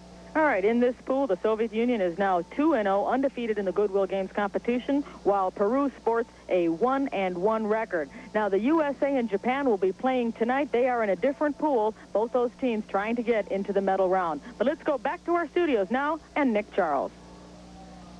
And the spotlight tonight, the controversial gold medal victory for Pavel Yakovlev of the Soviet Union in the men's 1500 meter. We will be back with more track and field competition after this. Welcome back to the Soviet Union and our coverage of the Goodwill Games. We have 5 runners who competed in Sunday's 3,000 women's race running tonight in the 5,000 meters. And for the call of the action, let's go to Charlie Neal at Lennon Stadium. Charlie Neal, along with Craig Masbach, back here at Soviet's Lenin Stadium, the Central Stadium, and the whole big complex that we have here. We're ready for the women's 5,000 meters. Craig, 12.5 laps, 3 miles, 188 yards, 2 inches. It is a Grand Prix event. You can see them running away from the starting line there, Charlie. They're obviously not quite ready to start. Of course, this is an interesting event for us. It's not on the Olympic program. Distance running for women in the Olympics is a relatively recent phenomenon. Only in the last Olympics did we have the 3,000 meters and the marathon for women. Next time they'll have the 10,000 meters in the 1988 Olympics as well. This event is not an Olympic event as yet. We saw the 1-2 American finish in the men's 5,000 meter with Padilla and Brahm, and can we expect to see the same thing with the ladies? I think that'd be some real wishful thinking. We've got some good women in this race, but they've really got their work cut out for them because the Soviets are particularly strong in this event. They have a real history of female distance running, and I think that they've really put some of their best people into this race, people from all sorts of different backgrounds, and you can see right there, you can see the red jerseys of the Soviet Union right up front from the start. And the fact is the Soviets not only have dominated this race, but they've dominated the 3,000 meters as well. Well, that's true. We saw that the other night, although they didn't win the race. A Romanian who's in this race, Stanescu, won the race. They were right up front. Our first woman, Patty Sue Plummer, was a bit far back, although she ran a personal best of 8:46. She's come back to run this race tonight as well. The young lady out in front is a Soviet, Marina Rodonchikova. Personal best of 15:19:26. She's 23 years old, ranked 7th in the world in the 10K last year. Well, we should talk about some of the Soviet favorites in this race, though. I think that the one to look for is probably Olga Bondarenko. She used to be the world record holder for 10,000 meters. She's run the 3rd fastest ever at this distance, and she's quite experienced. And we'll be back with more of the women's 5,000 meters in just a moment. 12.5 laps, 3 miles, plenty to go. We'll go back to Charlie Neal and join that race later. But Olympic cycling started today at the Olympic, or I should say at the Olympic Velodrome. Cycling started with the Goodwill Games. They have Siberian Wood there, aged 13 years. They call it the fastest, crispest velodrome in the world. For the call of the action, start of the action, let's go to Kevin Christopher and Jonathan Boyer.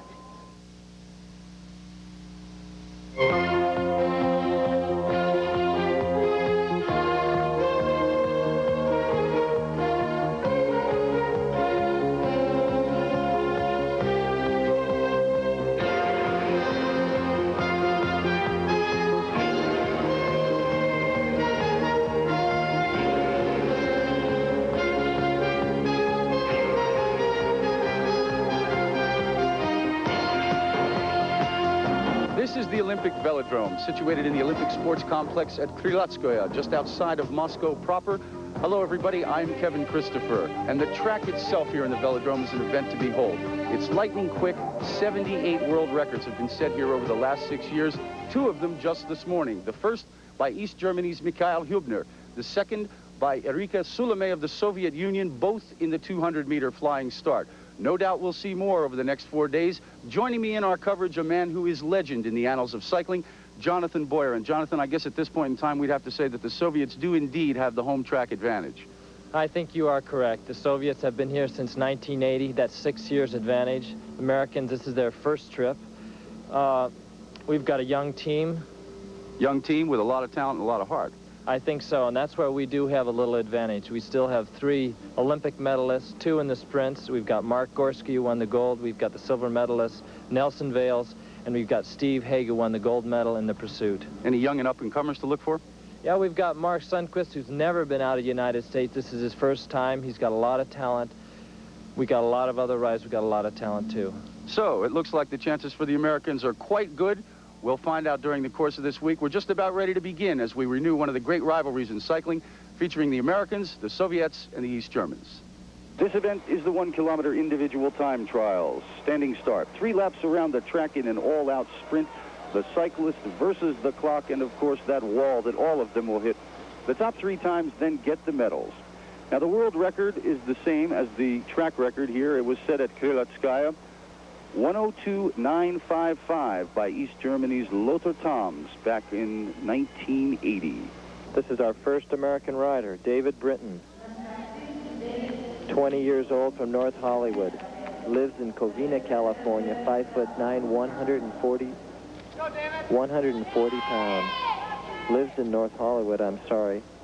Interesting note about David. He was a stuntman in Pee Wee Herman's Big Adventure. Also, he was in Quicksilver, national team member for the last 3 years. Pursuit gold in the National Sports Festival in 1983. First in the senior circuit. Slated #1 on the U.S. team, the kilometer and the pursuit. Races for Levi Rawley's, 82 intermediate road champion and track champion. 83, first in the same National Sports Festival. 3rd in the pursuit for the Pan Am Games.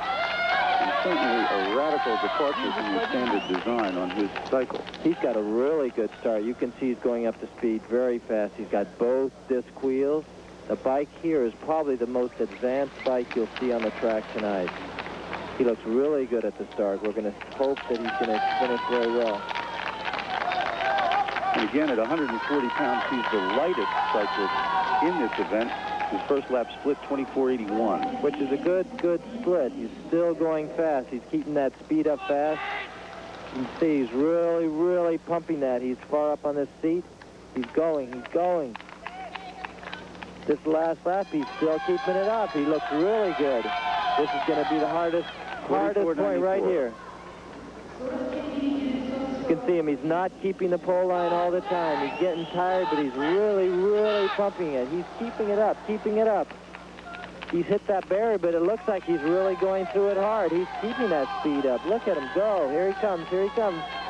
Another 50 meters. Going to the finish, 106.33. That's a great time for David Britton.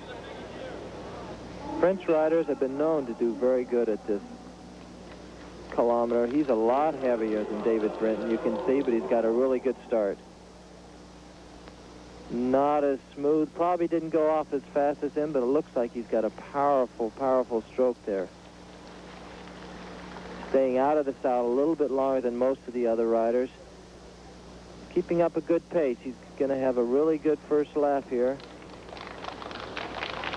26.87 on the first lap for Degon, France.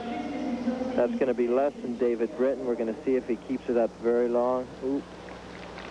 He's already having trouble. It's after 1.5 laps. He's slowing down a little bit. He didn't even go as fast as this on the first lap.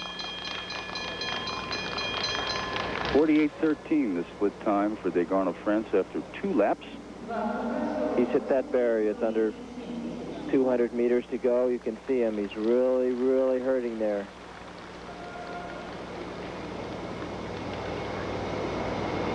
Yeah, he certainly won't beat David Brinton, that's for sure. 110.55 for Degon of France. We have here our first Soviet rider. He's got 2 disc wheels. They studied this track a lot, so he's got a really good start. And you'll notice, too, here that the disc wheels are not the Bremanis of the Soviet Union out on the track right now. The disc wheels are both 27-inch wheels. You notice on the other bikes, they're pretty much funny bikes. They've got the lower front wheel and a larger rear wheel. Oh, he's got a really good first lap. 23.59. That is the best first lap we've had all evening, and you can see he's keeping it up. He's keeping it up. This guy is really moving. He's got the crowd after him. This is one of the big guns of the Soviet Union, expected to do well, and if he can just keep it up through that barrier, we may have a new rider in first place. Aldis Bremanis of the Soviet Union. This guy is really going. He's hit that barrier, you can see, but the more he's trying, the more he's going. He's got that barrier, but, oh, he's keeping it up. He's really keeping it up. His body is moving back and forth. You can tell he's working really, really hard. He's got it in the sprint. Oh, wow. He's going to take first place. 103.56, unofficially a great ride for Aldis Bremanis of the Soviet Union. We'll have more from the Olympic Velodrome as our cycling coverage continues. Now let's go back to the studio. Bob Neal and Nick Charles. Thank you, Kevin. Cycling underway then. Track and field, a big event. Big events coming up tonight. We'll have more when we return, so stay with us.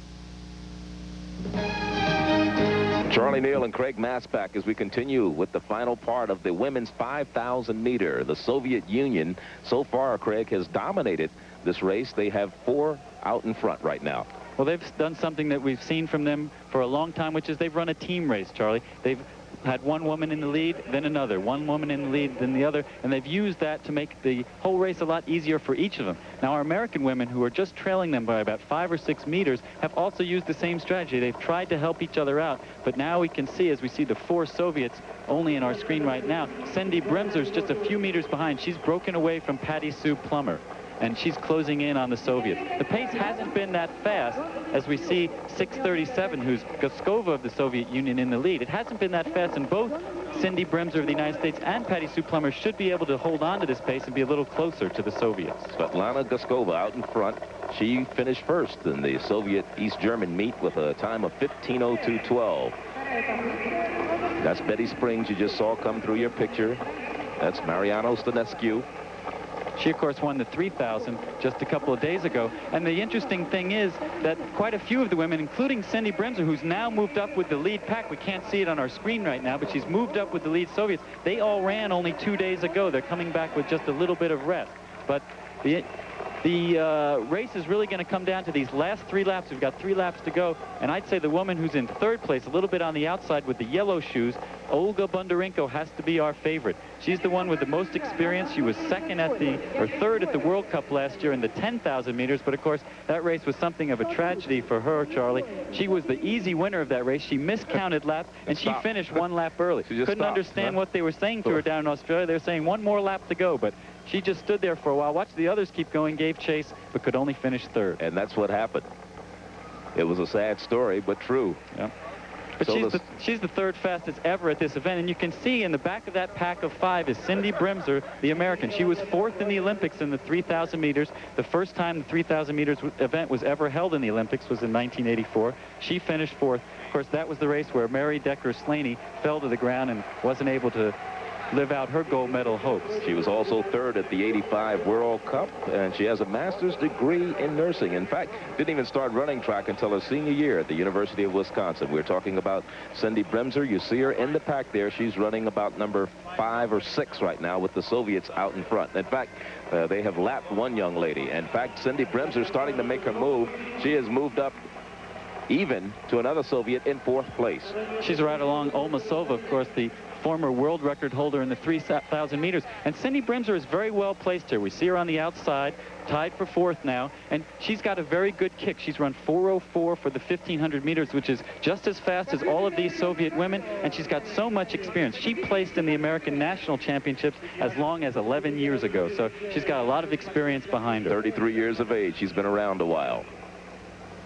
There you see on the inside, Guskova still leading. She's carried the burden of the pace as they only have a lap and a half to go now. But right outside of her is Bondarenko. You can be sure in front of her hometown crowd she's not miscounting laps this time, Charlie. Bondarenko, 2nd in the Soviet Union, East German meet, 15:06.18. She's the leader right now. It really would be great if Cindy Brimser could come on, because it would be significant of a real change in American female distance running. You know, for a long time, it wasn't right for women to run in the United States, but since the running boom came along, college scholarships for women, and now that American women have people to look up to like Mary Decker-Slaney and Joan Benoit, they've really come a long way. Here we see Bondarenko now in the lead, and Cindy Brimser still in the chase with 1 lap to go. I saw Guskova make a move with her left hand, like she's saying, I'm going to drop back. You all take it, because I've been pacing everybody along the way.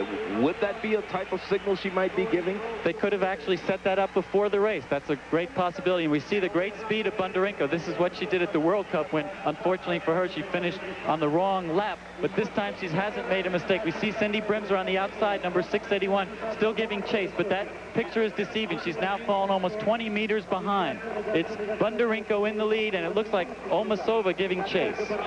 Olmasova finished 2nd just the day before yesterday in the 3,000 meters in this same event. She's the European champion at 3,000 meters in 1982, so she's got good speed, but I think Bondarenko made too much of a move for her too early. She's going to be tough to catch. And the Soviets battle for the home stretch. It is Bondarenko out in front in the final 10 meters. Bondarenko, unofficial time, 15:03.52 for Bondarenko. Cindy Brimser is going to get 3rd, Charlie, and I'm sure she's going to be close to her personal best time. That's a great effort for her. We see Patty Sue Plummer finishing now, just finishing up the stretch. She ran a great race considering she ran only 2 days ago. American record 15:06.56 held by Mary Slaney, 15:03.52. The unofficial time, Zola Budd holds the world record, which is 14:48.07. And you can see that this is the race. It's still a little humid and warm out here, a race that takes its toll.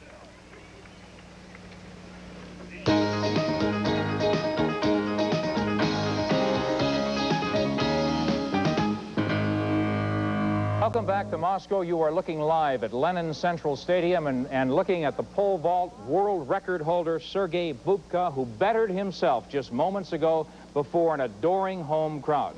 Bubka, the brilliant world record holder in pole vault, unflappable, imposing, and tonight he went after his own mark. He had 19.8 1/4, the world record holder. This was 19.8 3/4, a half-inch higher. If he goes over, he would set yet another world record. Moments ago at Lenin Stadium, this is what it looks like. And yes, a new world record for Sergei Bubka. The man who combines speed and awesome power.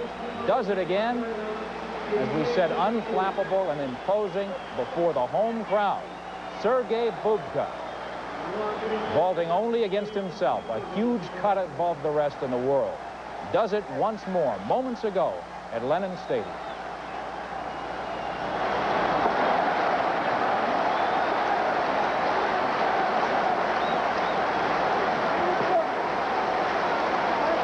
See it again, a combination of speed, technique, and power.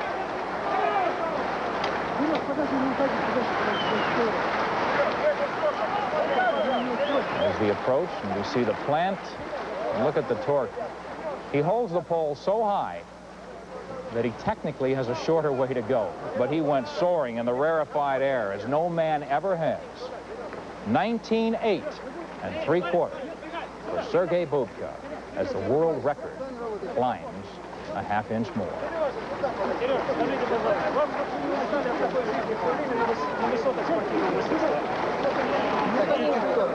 тяжело, потому что всегда, когда ты нацелен на высокий результат, это приходится прятать. So, Sergei Bubka, excitement. We've had high controversy at the games and now high achievement. Sergei Bubka sets a world record, beating his old mark, 19:08 3/4 moments ago at Lenin Stadium. Back with more of the Goodwill Games after this.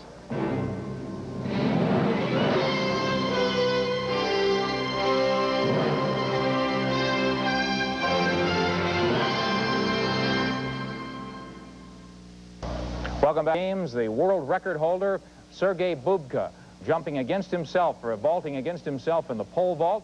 19:8 1/4 inches was the mark, and he attempted his first attempt to better his own mark. Here we see it again, a combined triumph of speed on the approach, technique in the air, and power to vault him over higher than any man has ever flown. 19:8 3/4, and he did it with room apparently to spare. Remember, you can see the full drama of the pole vault unfold tonight on our primetime coverage of the Goodwill Games with Bob Neal and Marianne Laughlin. Sergei Bubka, though, the man of the hour now in Moscow. Well, Johnny Gray, the American record holder in the 800 meters, runs an average of 11 or 12 miles a day. In fact, he is due to run tonight in the men's 800. But meanwhile, Richard Blystone, our CNN American reporter in Moscow, has something he'd like to share with you.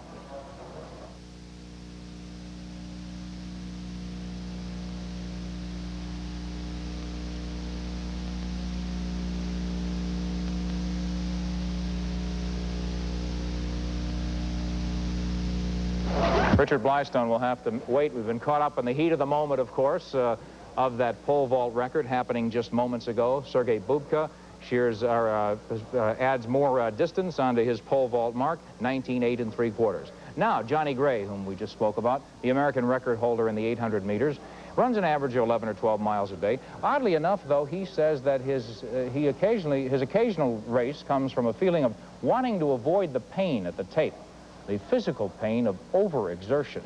But Johnny seems over all that now. Here's our Goodwill profile.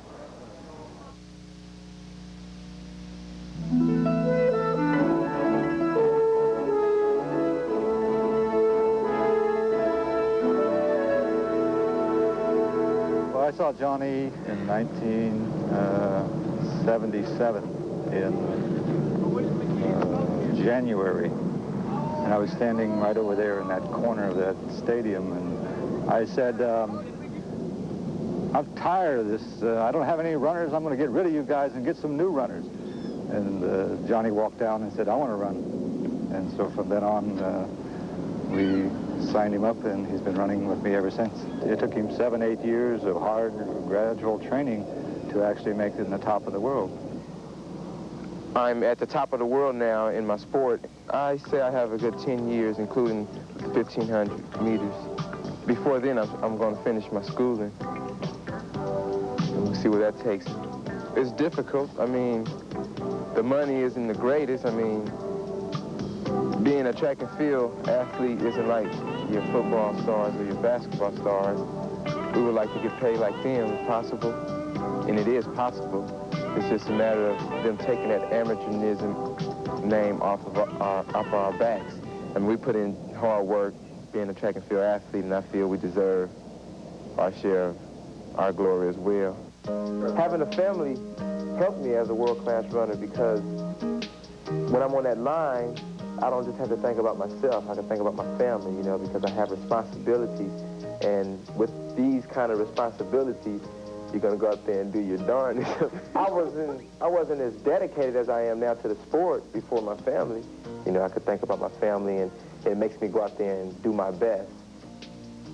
The day that I leave to travel is always my worst day, because before I travel to any competition, most of the time, you know, you have the butterflies that creep up on you, and it makes you just sit down and you just relax. You do everything slow, and you just mainly relax and take it easy. Don't do anything strenuous, like don't go out and play a game of basketball full court and then get on a plane and go compete. The hardest part about traveling as a world-class runner is when you have to leave the environment you grew up in, you know. Like Los Angeles is where I was born, and to leave Los Angeles and my friends and my family, you can get lonely. I mean, you know, you can start missing your friends and family. And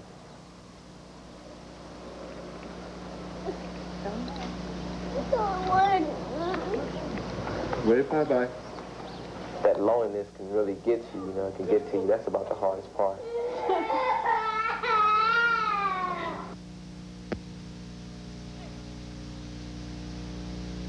Craig Masback as we get ready for the second heat in the men's 800-meter run. Of course, you're looking right now at number 382. That was Stanley Redwine from the United States. Also, Johnny Gray, he'll be in lane number 4 to start off. He's also from the United States, the American record holder. That's Johnny Gray. He holds it with a time of 1:42.60. Remember, the first heat won by Tirop of Kenya with a time of 1:40.7. That's 1:47.02 that they ran, Charlie. I just got the, not the official time, but a more accurate time than you had. You see they're going to run this first curve in lanes, and then they'll break for the inside as they go down the back stretch. And you see the long striding Johnny Gray out front, number 381 right there in the middle, the USA on his chest. This is the way Johnny Gray's been running the 800 meters ever since he finished 7th in the 1984 Olympics. That race, he tried a tactical race. He stayed back. It didn't work for him. He said, from now on, I'm going to the front and let those other guys come after me. Just recently, the young man you're speaking of, Johnny Gray, out in the front, ran a 1:43.85 for the world's fastest time this year. He did it in Stockholm and beat Sebastian Coe, who is the world record holder. That's right, and it's got to be an important race for his confidence. He's never been #1 in the world. He was 2 last year behind Joachim Cruz, the Olympic champion. As you see him being challenged by Nixon Kiprotich of Kenya. What did we say before? The Kenyans have a great tradition in this event, and obviously this guy probably doesn't even know that he's not supposed to pass Johnny Gray. Johnny Gray, 26 years of age. He is now in 3rd place. Kiprotich of Kenya is out in front right now, number 454. Right behind him is Millen of the Soviet Union. And you can see Redwine moving on the outside. He's going to stay behind Gray. Gray seems to be a little bit in trouble, even though he's taking the lead. You could see the worry on his face.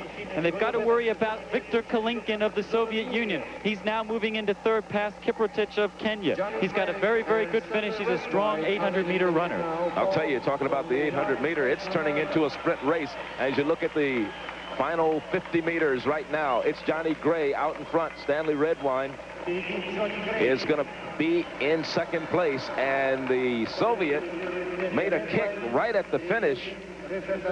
You can see Johnny Gray shaking his head. He really can't understand why he ran that slowly. He obviously was looking for a better time here. He's run 1:43 this year. Let's see him as he comes off the turn. Already gritting his teeth there as he comes. Now, Johnny Gray has that long, fluid stride. He doesn't have a quick turnover, and you can see he looks a little stiff. He's gritting his teeth. Redwine is actually more fluid, even though the strength of Gray is going to carry him through to this finish. Watch Kalinkin come in right there. He just came in for 3rd. But then again, we have to wait for the 3 best times. 1-2 for the United States, so that seems pretty clear based on the times that we saw, though we'll have to wait for the official times. So it was Gray and Redwine, Stanley Redwine from the United States, 1 and 2 in the 2nd heat. Stanley Redwine.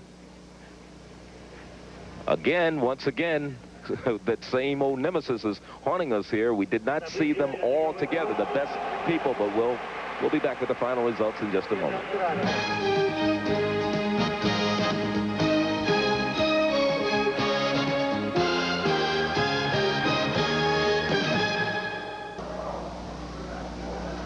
Okay, the men's 800-meter final results. Johnny Gray, the man we profiled, won it.